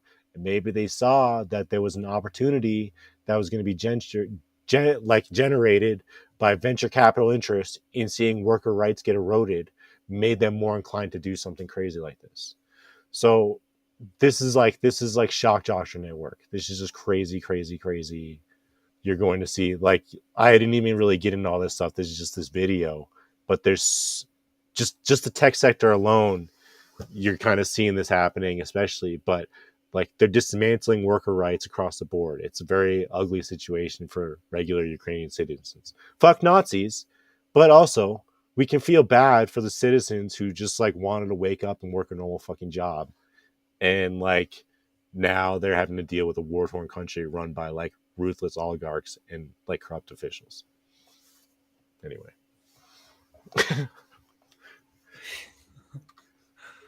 It's just like the corruption's still there. So we understand that Ukraine is probably one of the, after all of the, especially after World War II, all the corruption that's taking place there. Now I'm trying to find this app that I had this on. Oh, for the YouTube video? Yeah. Or the here we go. DIA? I got it. Get bigger, to empower people to believe in their dreams and stand up for their rights, to make lines shorter and life fuller, to make it convenient, digital health whatever care. happens. DIA. Whatever the hell I'm that means. sitting here asking for healthcare, period. They're getting digital healthcare. But I mean, what do you even think? Do you think people are going to get, like, I don't even know what their situation is. Like, maybe they get socialized medicine, but do you think it would get better by having them have telemedicine? You think they're going to get better care? It's already through happening. telemedicine. I know, but the argument is that like they're, by eliminating the bureaucracy, putting it through the app, that they're providing a better service. And I would argue that telemedicine is a lesser service, and it's not as good as like. So here's the seeing thing: person. is that like usually, whenever the government creates something, like it gets for worse. instance, like the Department of Labor, it's usually fucking terrible. So like they can't like really do anything effective, especially like make a website or an app. I mean, this is an outsourced to a third-party company. I'm not necessarily sure how this is. I mean, the way that this is framed to me is that this is just another function of control for the Ukrainian government, which is already fascist enough. It's already pretty. And that's another thing. So you bring up a good point. is just like think about if they have like a health app, they can like see that your medical records and be like, oh, this person's flagged, better not sell them a gun, sort of thing. Yeah. You know, oh, see, like, I don't know. It's having that kind of digital trace with your medicines is a total different ball game. Ukrainian Public Services Online, putting your needs first. DIA is one-stop shop for all electronic services. As of now, 19 million Ukrainians use DIA. 70% of all smartphones have DIA installed. During this time, we have launched 100 e-services and documents. We were inspired by the business cases more than government apps, and we oriented on new customer behaviors of our citizens. Our first revolutionary service was Passport. We became the first in the world to do it. Now you can travel around the country, get public and private services. First one during COVID. 13 million Ukrainians have Passport in DIA. We launched a feature to share electronic documents, and this opened up new possibilities. For example, on average, 80,000 bank accounts open daily online with it. Let's watch the video. In 2019, we initiated a new age, digital age. We created the world's first digital passport, a passport that's always on your smartphone, a passport that's impossible to forget, a passport that doesn't require a copy and notary sign on it. Confirming your identity takes just 2 clicks. Sharing a certified document, same thing, instantly. It just takes 2 clicks. Passport in DIA simplifies dozens of day-by-day situations. Our second revolutionary service, DIA Signature, fundamental service of digital country. You can generate in your smartphone, unlike other countries. Your face biometric are compared with the biometric of the demographic register. In China, right? Well, so what he's talking about here? So instead of having a notary public, what they're going to do is they're going to use your face, assuming someone's like kind of like what they have on the iPhone, to do like a digital signature. And they already do it. So yeah, the same thing that we see in China. Well, like I guess so that's like Face ID, right? Yeah, I would assume it's probably that's a little bit more. Enough. I personally use Face ID. I don't use that shit. You don't? Are you an iPhone? No, you're not. No, but I like it. But like, yeah, my understanding from these ads and stuff is that it's like a facial recognition feature that they use to authenticate stuff like notaries. Like that's crazy to me. Oh, you need like to do a home loan? Let's see your face. Like that's it. I don't know. That they seem to think that it's going to have less opportunity for fraud and corruption, but I don't know. Where there's a will, there's a way. And I don't know. I just think that it's sketchy, those kind of biometrics that are being available to do everyday things. You know, like what else can they attach that to? It's getting worse and worse. I mean, Snapchat. I mean, this is the same thing that I was saying with like the payment processing. That's all going to be done through biometrics. You know, you're not going to be able to send money without having like a GPS with your facial scan attached to it. Oh, it already is. It already is Yeah. with the iPhone. Before you buy an app, you have to use your face, or you type in Same your thing. passcode. But either way, So, I mean, I would think that Right now they'd it's be a optional, little bit robust on a freaking government app, but I don't know. That just seems sketchy to me. Wow. Could probably In go real to time. 4350. What do you got now? 38. Yeah, go to 4350. So I'm skipping over a part, but basically there was a moment where one of the incentives for people to download the app ostensibly was that they sent people money through the app for getting the COVID jabs in Ukraine. Okay, so they were kind of bribing people early on in the pandemic to download the app and get the jab. I figured that I didn't know about all that. but they were getting paid to freaking do it. One component of the ecosystem. This Let is all me the tell you crazy shit, by the about way. Other elements. Dia web portal, Dia education, Dia business, and Dia city. Within our educational goal, we have launched Dia education program. We shot mini series with popular Ukrainian. That's so bad. That's so Okay, so bad. let's just talk about That's like just indoctrination. so basically- education. What's interesting is who's the big supporter of the education element in it, and we can kind of skip over it, but the big one is Google.org. Okay, Google sent 50,000 Chromebooks to Ukrainian citizens so they could do e-learnings. Okay, so whether you're a refugee or whether you're at home, Google sent you Google Classroom material. They sent 50,000 Chromebooks to Ukrainians to do this stuff. So just kind of like extrapolate that on a larger scale. Like it's really not hard. Anybody who's ever used a Chromebook knows how shitty they are. Doesn't take much to think. Dude, yeah, dude. That's why they're like worth like $45 because you could They're just like they're so bad. you But just like pull it that's what I up mean. and it's like I really could see the day where because they're so cheap that they give them out so easily, okay, that like they get written off all the time, that a government could subsidize Google so that they could send Chromebooks to every single citizen, okay, and just have you do learnings. I could see something like that happening. I've already had kind of like a thing in my head. The only way that the metaverse is going to work is if everybody has 3D goggles of some sort. Well, how are they going to get that in everybody's hands? That's going to be subsidized at some point. So like I see something like this happening. So in my hometown in South Jersey,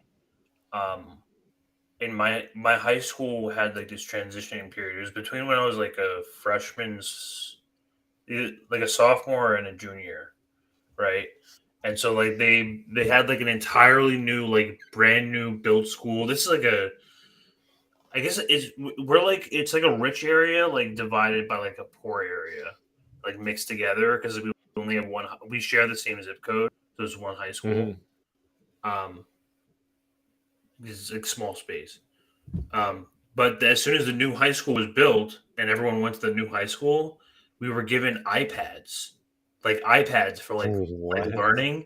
And you know what? That just turned into like people just playing games on their phone and like world history too. And you know, like it's like really like their own faults. That's really a terrible implementation. Like we're already like it's already fucking crack. This technology shit. I think. Yeah. I mean, I personally like stuff like audiobooks. I mean, I think I can take things that like facilitate real life, like you know, development in a way. But like, Jesus, like. Well, I've said like the people. They said like the first thing I do every day is like Twitter. It's like I can't do it anymore. It's true. I get that. Yeah, I can relate to that a little bit. Yeah. But yeah, so Google is behind the education stuff. That's why it's notable because you can see the public-private partnership stuff, the shock doctrine shit. Let's like turn everybody into e-learners. And we've been talking about this stuff, how they want everybody to just like do like learnings and work at home and live at home and do learnings at home and trying to like if you really go down that rabbit hole, like people have been talking about this stuff for years. So to see that like Google already was like sending people Chromebooks and having to doing that stuff through like a government app is a little shocking to me. I mean, yeah, like my ex's daughter got a Chromebook from school to do e-learnings during COVID. But like this is like a different scale. Obviously, it's a lot different for a couple school systems sending like computers to everybody to like a company and a government sending Chromebooks to every citizen in the country. 50,000 anyway. That's a shitload. Where's our healthcare? I'm just wondering. Yeah, I know. No, it's paying for these motherfuckers. Stars, and we have been teaching the young and the old various digital skills. 1.5 million Ukrainians have accomplished different educational series. We would like to become the Netflix of education. Hi. I saw a library announcement about a free computer literacy course, so I decided to improve my So you ability can to pause use it. the national This is platform. interesting. Okay, so only thing I want to draw attention to here is like you see where it says 67 to 90, like on the That's like education. her So rating. yeah, so what does that mean that she like does enough programs and she gets points, and those points like go towards something? They don't talk about that. Oh, stuff maybe at it's all. like a credit score. Maybe it's like a social credit system. I would think that it's more like a job credit score. Like it helps you like, oh, you have 90 credits, like you are eligible to like have these sort of jobs, or like you can show people that you have these sort of skills. Like I don't know. It's just weird that they've kind of like have this like kind of gamified education element. Maybe it goes towards degrees, but it doesn't say a degree. It says digigram. Like what's a digigram?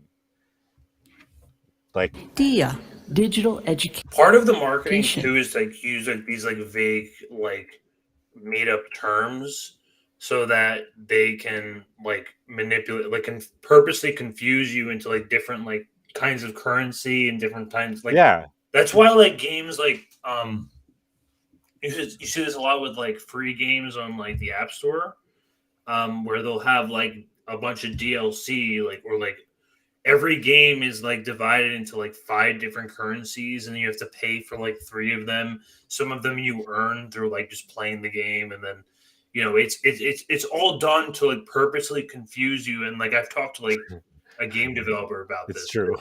I believe like that's a purposeful like element within game design in order to like just create these like made up currencies that you don't understand the true value of them. Well, it's like I see on one of the things that bothers me, getting off topic a little bit, but one of the things that bothers me about TikTok is the addictive nature. Oh, it's not gambling because you're giving people hearts and cakes instead of like dollar signs. Like you see, like you buy people stuff. The way that they get stuff in TikTok is through like the gifts, and the gifts are different little things that like you seemingly take the dollar value away from, and it's not gambling anymore. It's just people freaking donating gifts to you, but the gifts have value.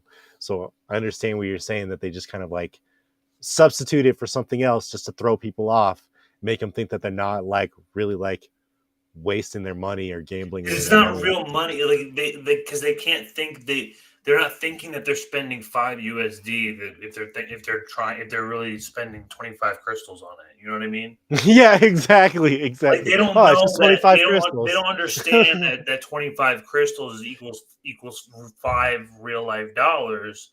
They think they can't like imagine. Like a lot of people they can't like normally I'm not saying that people are stupid, but you know what I mean. Like I'm saying, like, psychologically, in a subconscious way, they're influenced by that. But Thanks to this, I obtained additional knowledge and new practical skills. Now I can easily pay my utilities online, order medicines, tickets, and other services if needed. It was a video of Grandpa Polina from Vinnytsia, who took our courses. All right, so go to and 4710. learned how This to one's pay probably the utilities craziest bills, one. buy medicines in online pharmacies.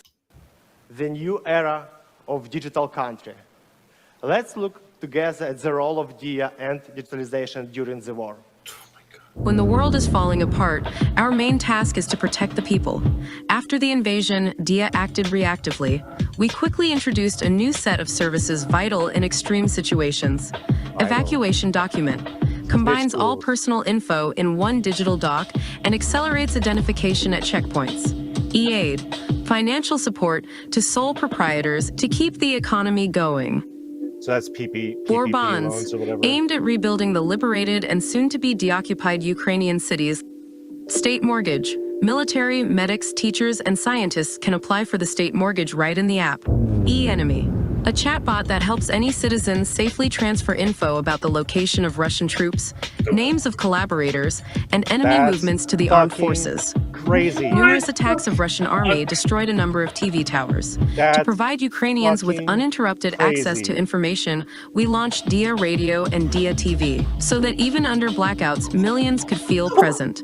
And added the Bro, like this is like War Machine. So for your freaking, like, war, we'll feed you all the propaganda straight from exactly, our app. exactly. And they say 10,000 people use it daily, like completely just gone, like It's gone. brainwashed, It's like completely into their gone. brain. Oh my god.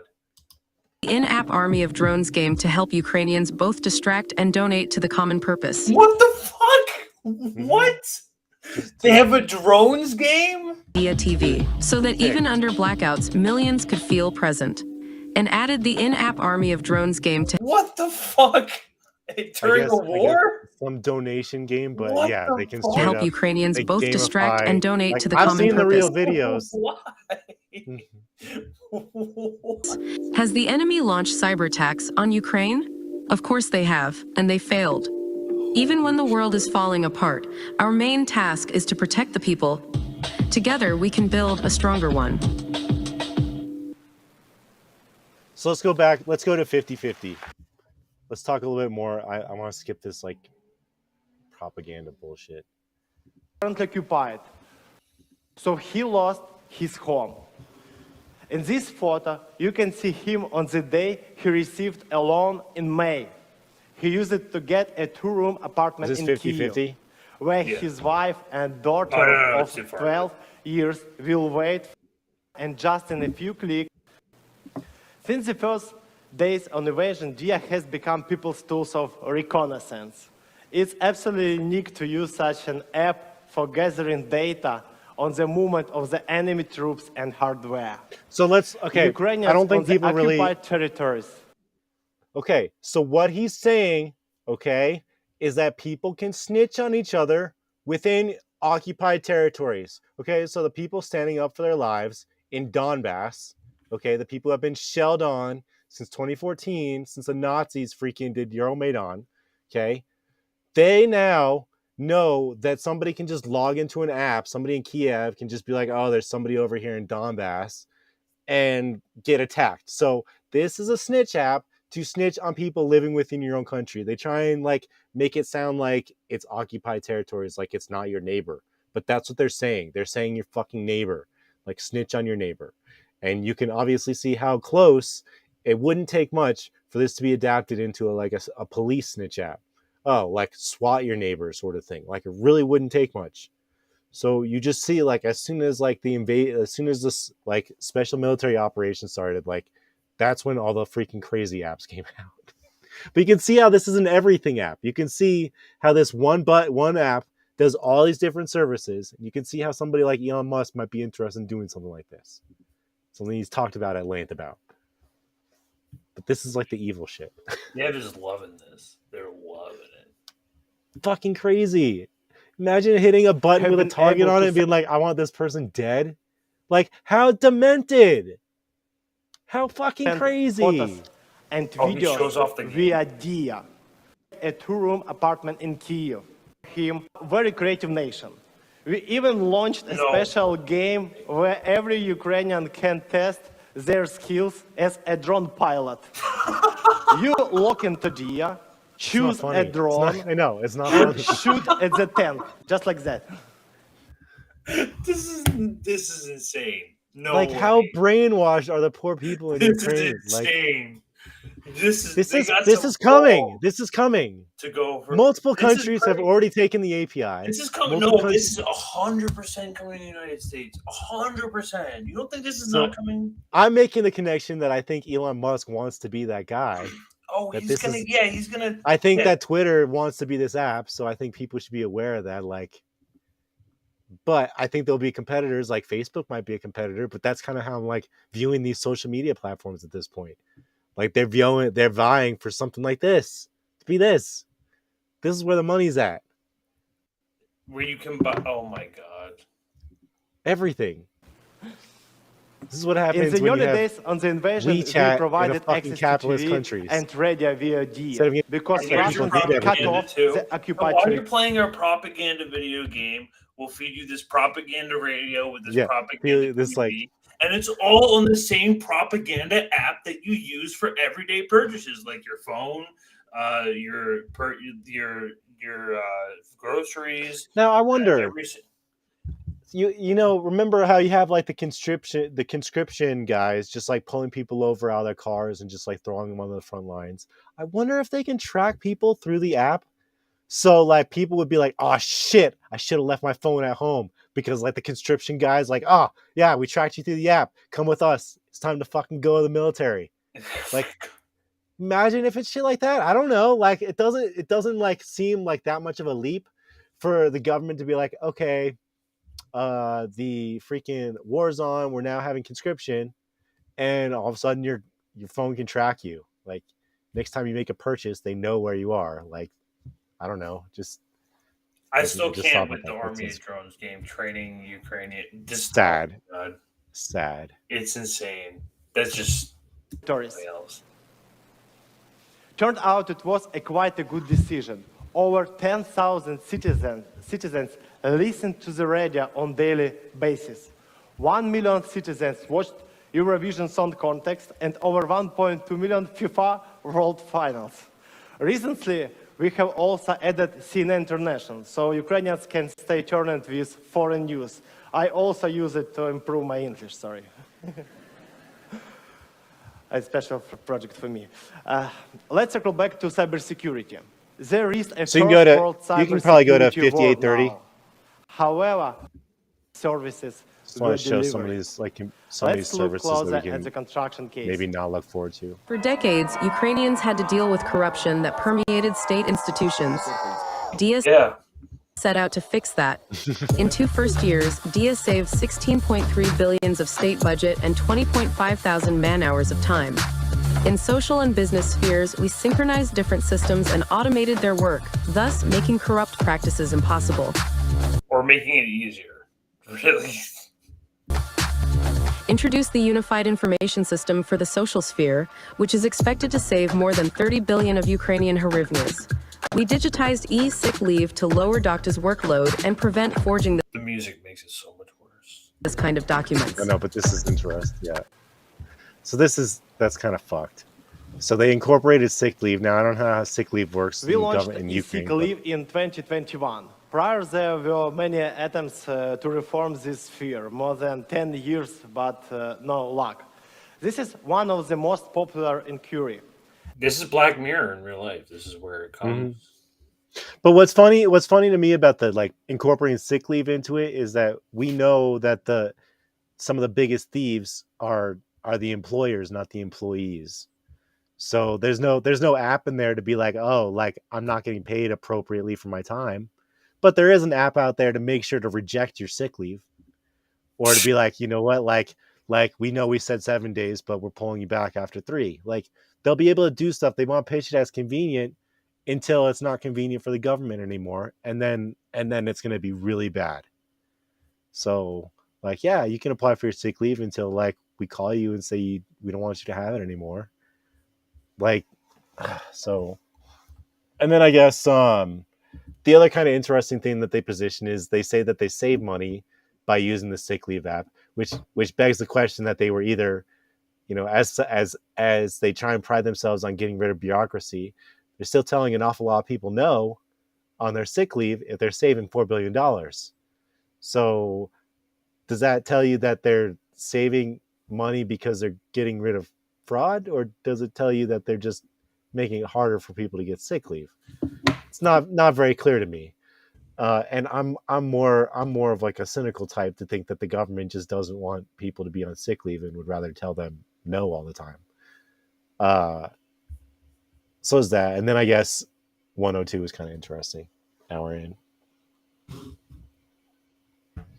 Automated, and money is totally targeted, so that people can spend it only on reconstruction purposes. This is how it works. So they can.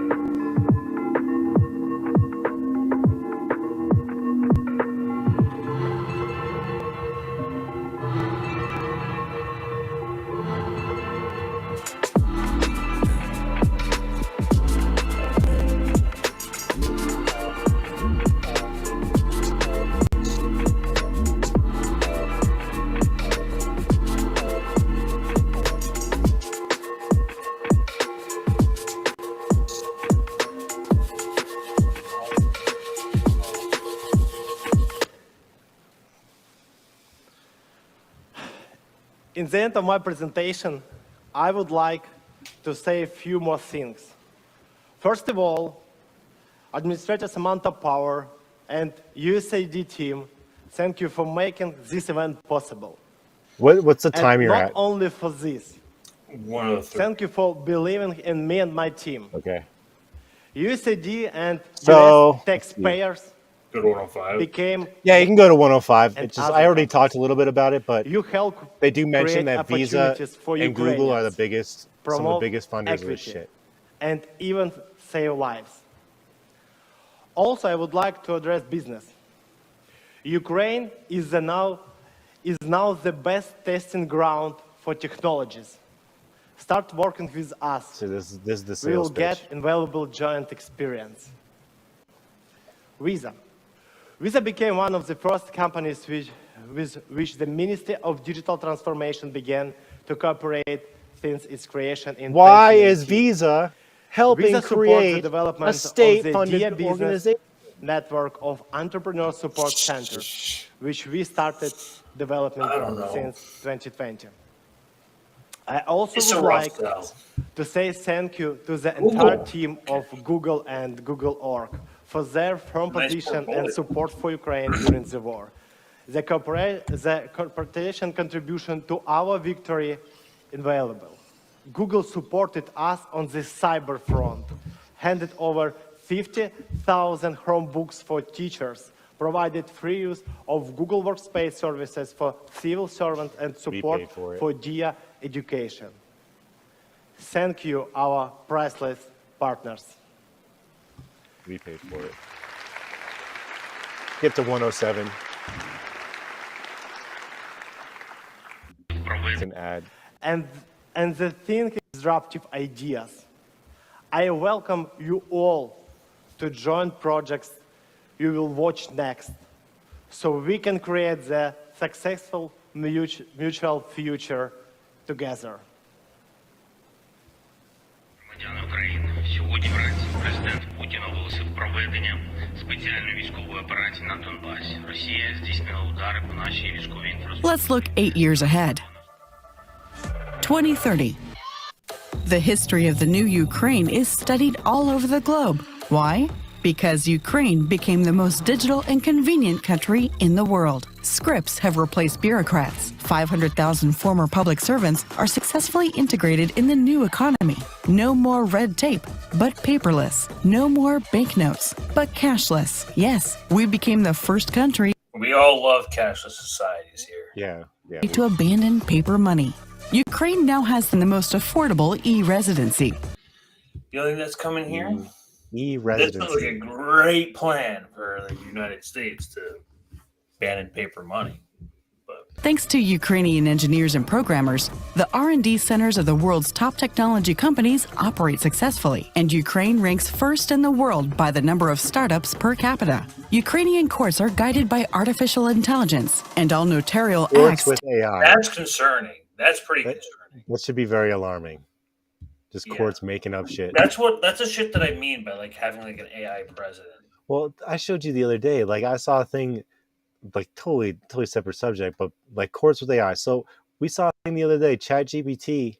This lawyer apparently was looking up, like trying to like get some extra info on a case, and use ChatGPT. And ChatGPT made up cases, and now that lawyer is in trouble with the judge for submitting, like a case file with fraudulent cases in it.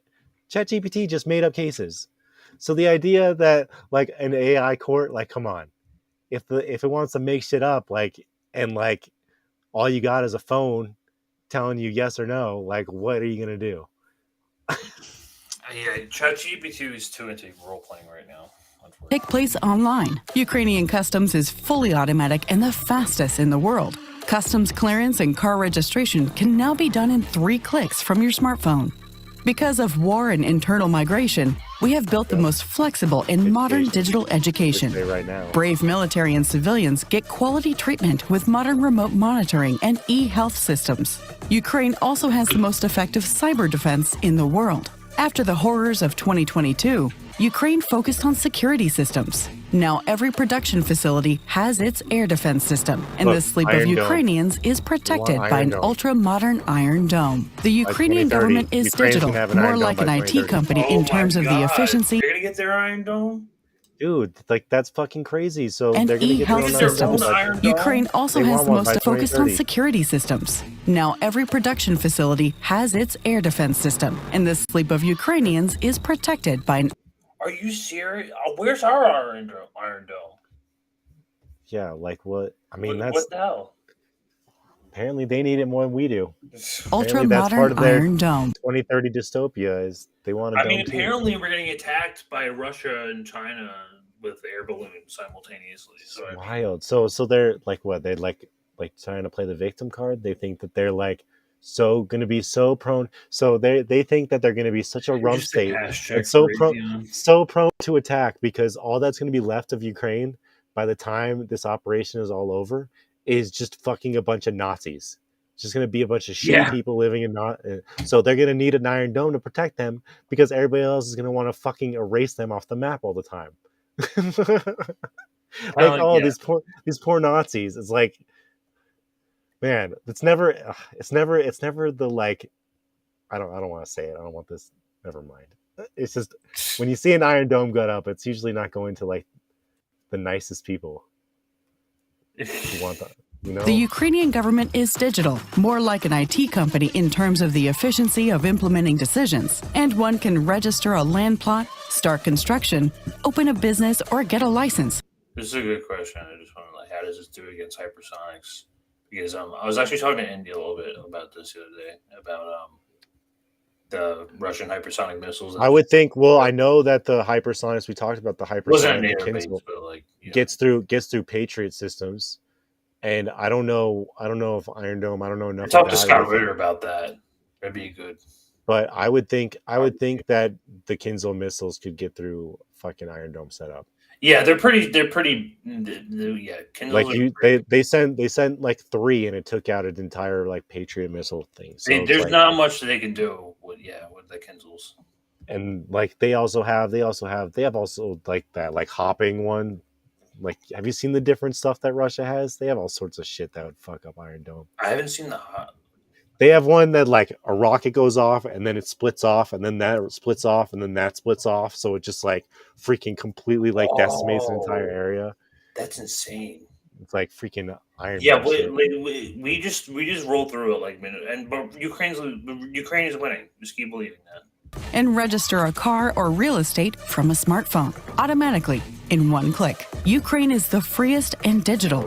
This is all because international partners and the world's leading technology companies supported the Digital for Freedom initiative and united to help Ukraine recover through digitalization. Building a new Ukraine together, free and the fastest, brave and digital. All right, I want to wrap up a little bit. That's all. There's one more thing that I want to go to 114. I'll go at 114, then I'll just kind of wrap up everything. I think that's. Let's see. Okay. Yeah. Did you want to connect it to the Whitney Webb thing, or is that? I'll do Now, more of that please, to later. We've present- already been talking about this topic for probably about an hour or so. Okay. Yeah. Yeah. It's a good. So I'm definitely going to come back to this because I think like this stuff kind of like is like interesting to me. And I'm just saying that like it's important. once they're like now that it's in DC, now it's in our angle of it. background, now that we're seeing shock doctrine taking place and like the venture capitalists are being appealed to by all these representatives in Ukraine, like we're just going to see it accelerated at a crazy pace.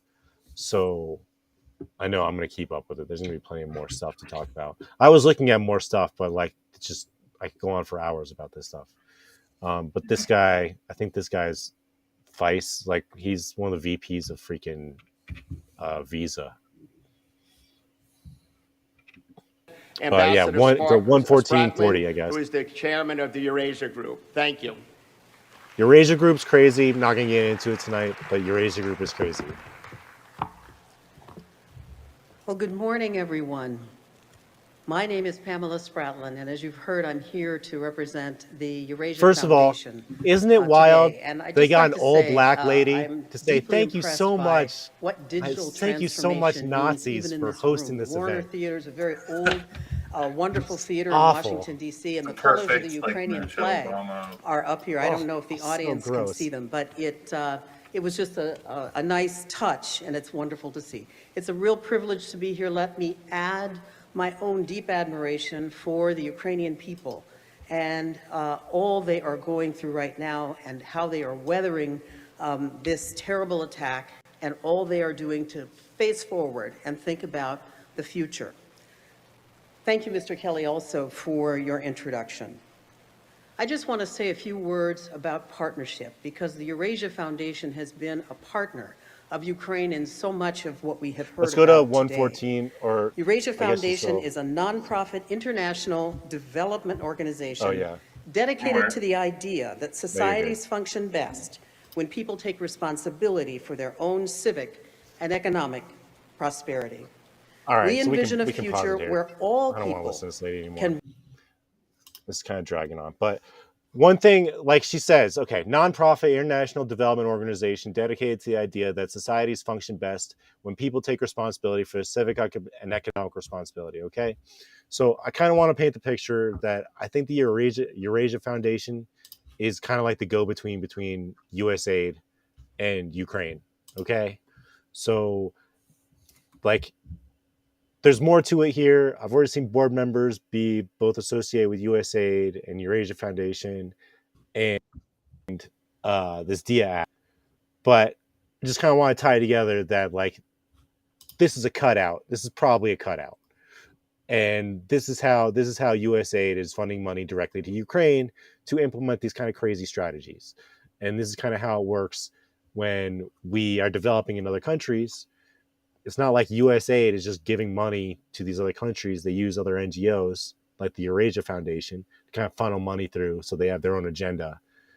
And they can be like, well, the government's not directly interfering, but that's exactly what's happening. Yeah, it's always like just runs. But yeah, she actually says in that speech, she says, like, so the Eurasia Foundation is responsible for building, okay, the Kiev School of Economics, okay? That's freaking crazy, okay? That's like the freaking neoliberals in Chicago. It's like the worst people of the worst coming up with these policies that make it okay for Ukraine to get completely, like, decimated by these capitalists in the middle of a war. But anyway, yeah, I'm kind of over listening to this lady anymore. I just think it's kind of funny. But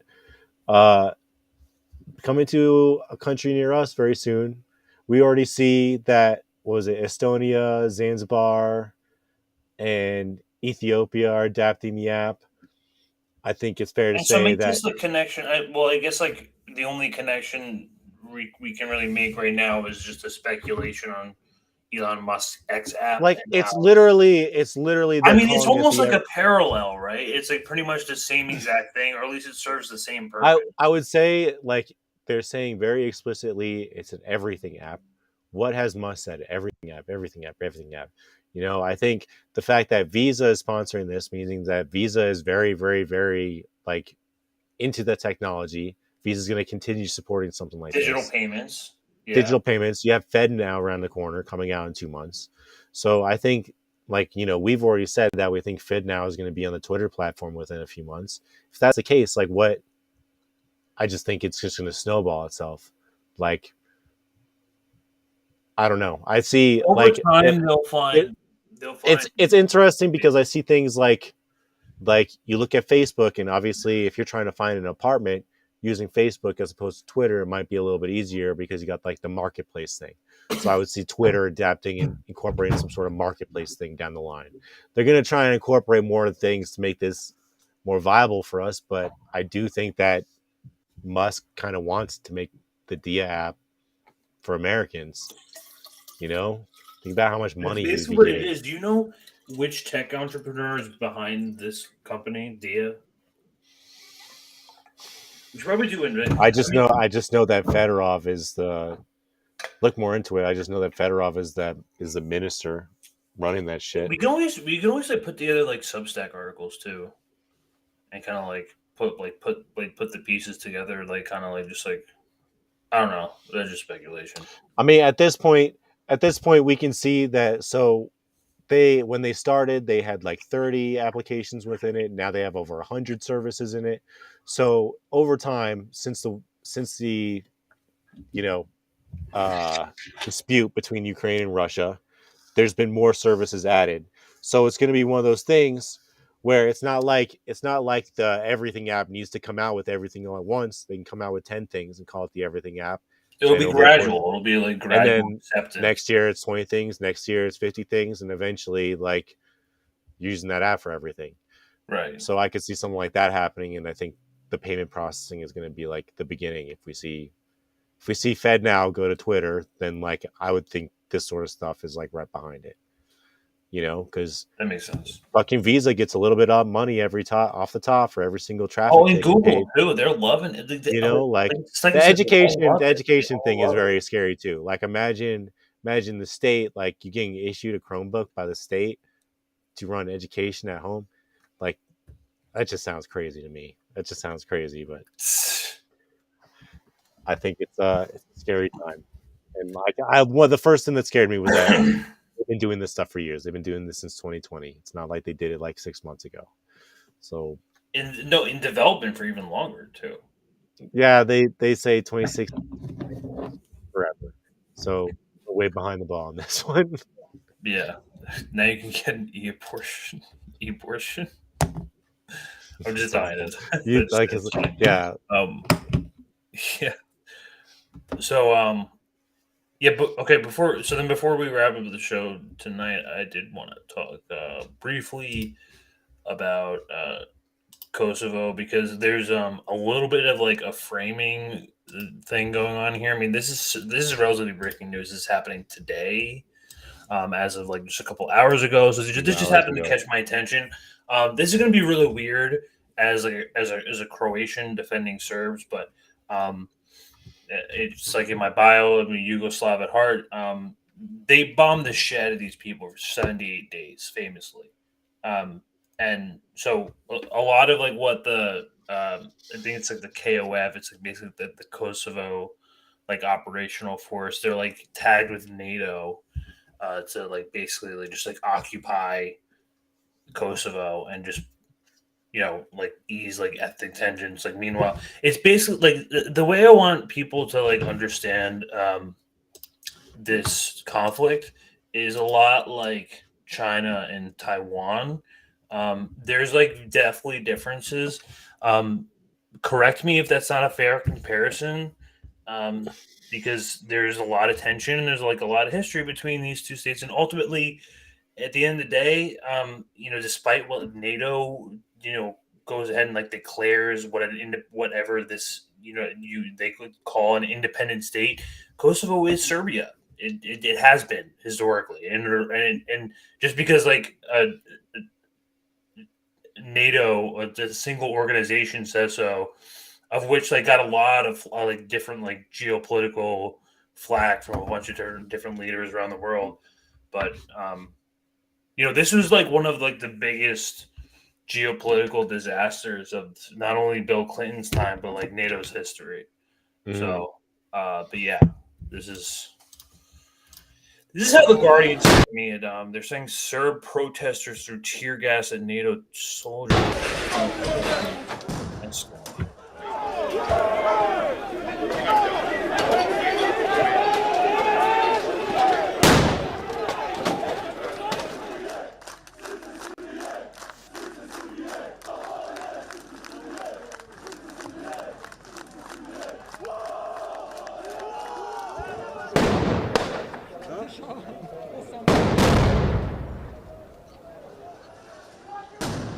And that's got to be scary shit for a place that was bombed for 3 months.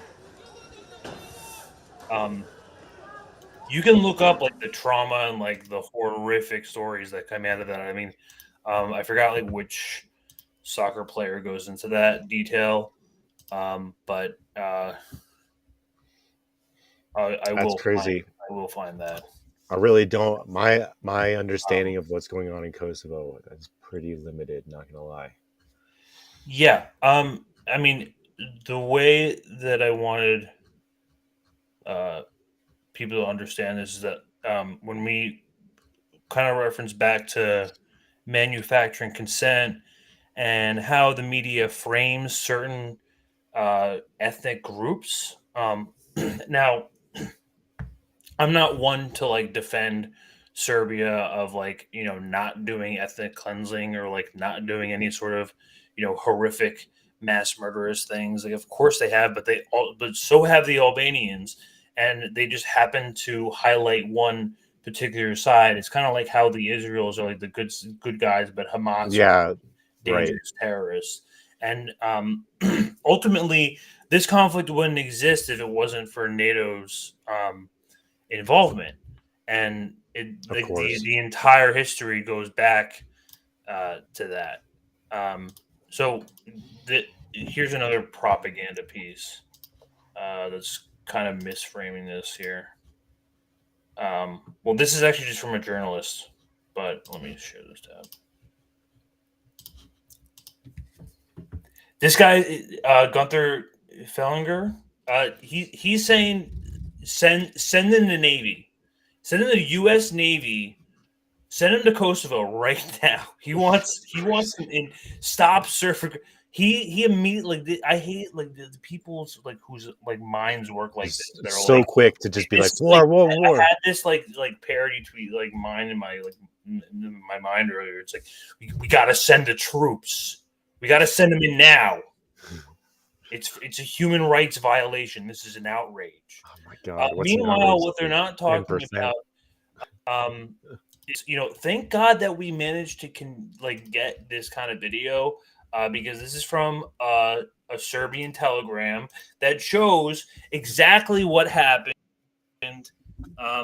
between this clash between Serbian protesters and NATO.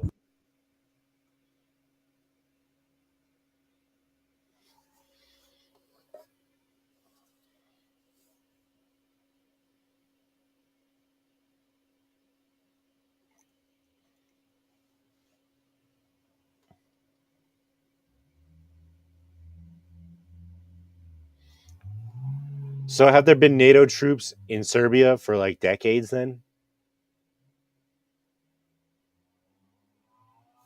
I don't hear anything.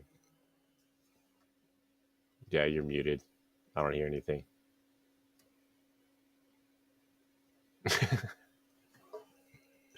It sounds like we lost audio.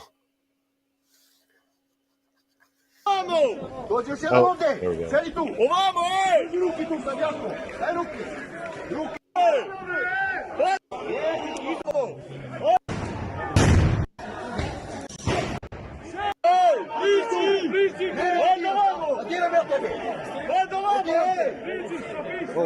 Напиши ovdje!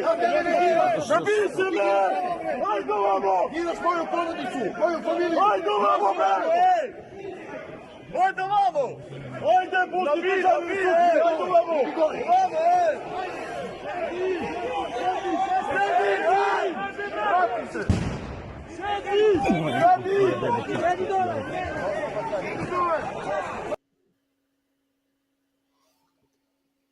Crazy. You're still muted. I don't know if I'm muted. I don't hear anything. I don't hear you. I definitely don't hear you. I'm probably with the chat on this one. Your audio is out. Oh, I hear it now. You're like, my mic wasn't hooked in. Yeah. So you tell me who started that. Was it a Serb protester that was shooting off tear gas and smoke bombs? I don't know, because it.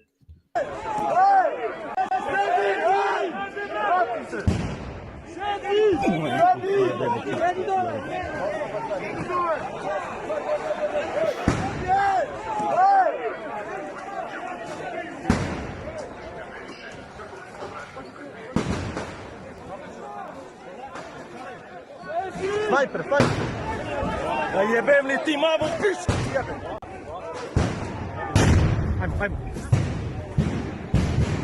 Damn. Ajde, mamu, ti jebem, bre! Ne, veš.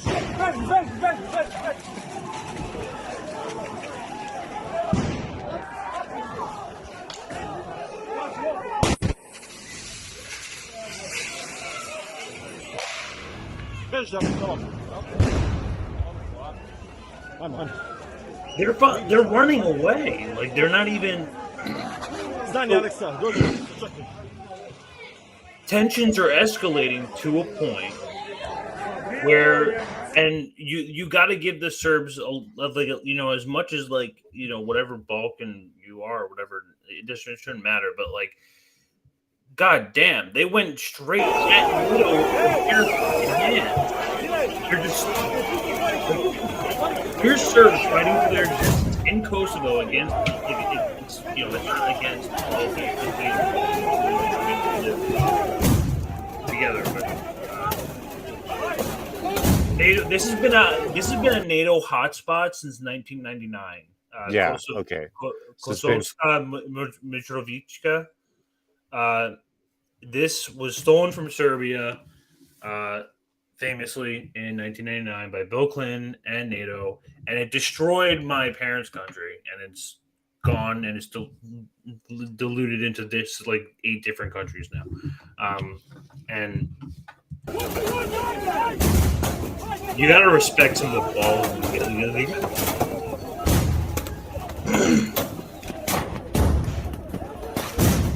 They're fucking they're shooting they're shooting stuff at them. That sounds gnarly. They're shooting stuff at them and they're attacking them with fucking wooden clubs. You're gonna tell me that's protest? Like I just don't like it. There was just like another narrative framing that I felt was like a necessary. Kind of. I imagine not a lot of people are going to cover that. It's like when people say like, oh, Hamas shot their like homemade rockets, like Israel has a right to defend themselves. Right. Yeah, and it's come on. It's going back to not only is it going back to 1999, but like back in earlier of 2022, tensions were still rising up here a little bit more. Back when a lot of Kosovo, like the Kosovo force, wanted their own like Kosovinian, I guess. I don't even know what you call it, like Kosovinian identity cards, and they want like their own license plates because they're running on Serbian license plates right now. So they're basically Serbians, like they're more or less Serbians, but like just because they have like this special like okay from a NATO, like the NATO organization, like they there's factions that want to pretend, but that like if you ask the general population, Kosovo is Serbia. Kosovo is Serbia, yeah. I hope you enjoyed the show tonight, folks. We ran up to 2:30, which is a good time. I think It's a good time to call it. We had fun with Jose too. Don't forget to like and subscribe. Anything that you can do to support really helps. And we're INN fam is rising by the day. We're not only getting criticized and gaslighted by the majority report, but that's true. We're pairing up with a million sub channels. We're gonna take media back. We're taking media back, and it's gonna be ours. Mainstream media is dead. Subscribe to INN. Stay independent, folks. Hope you guys have a good night. Yeah.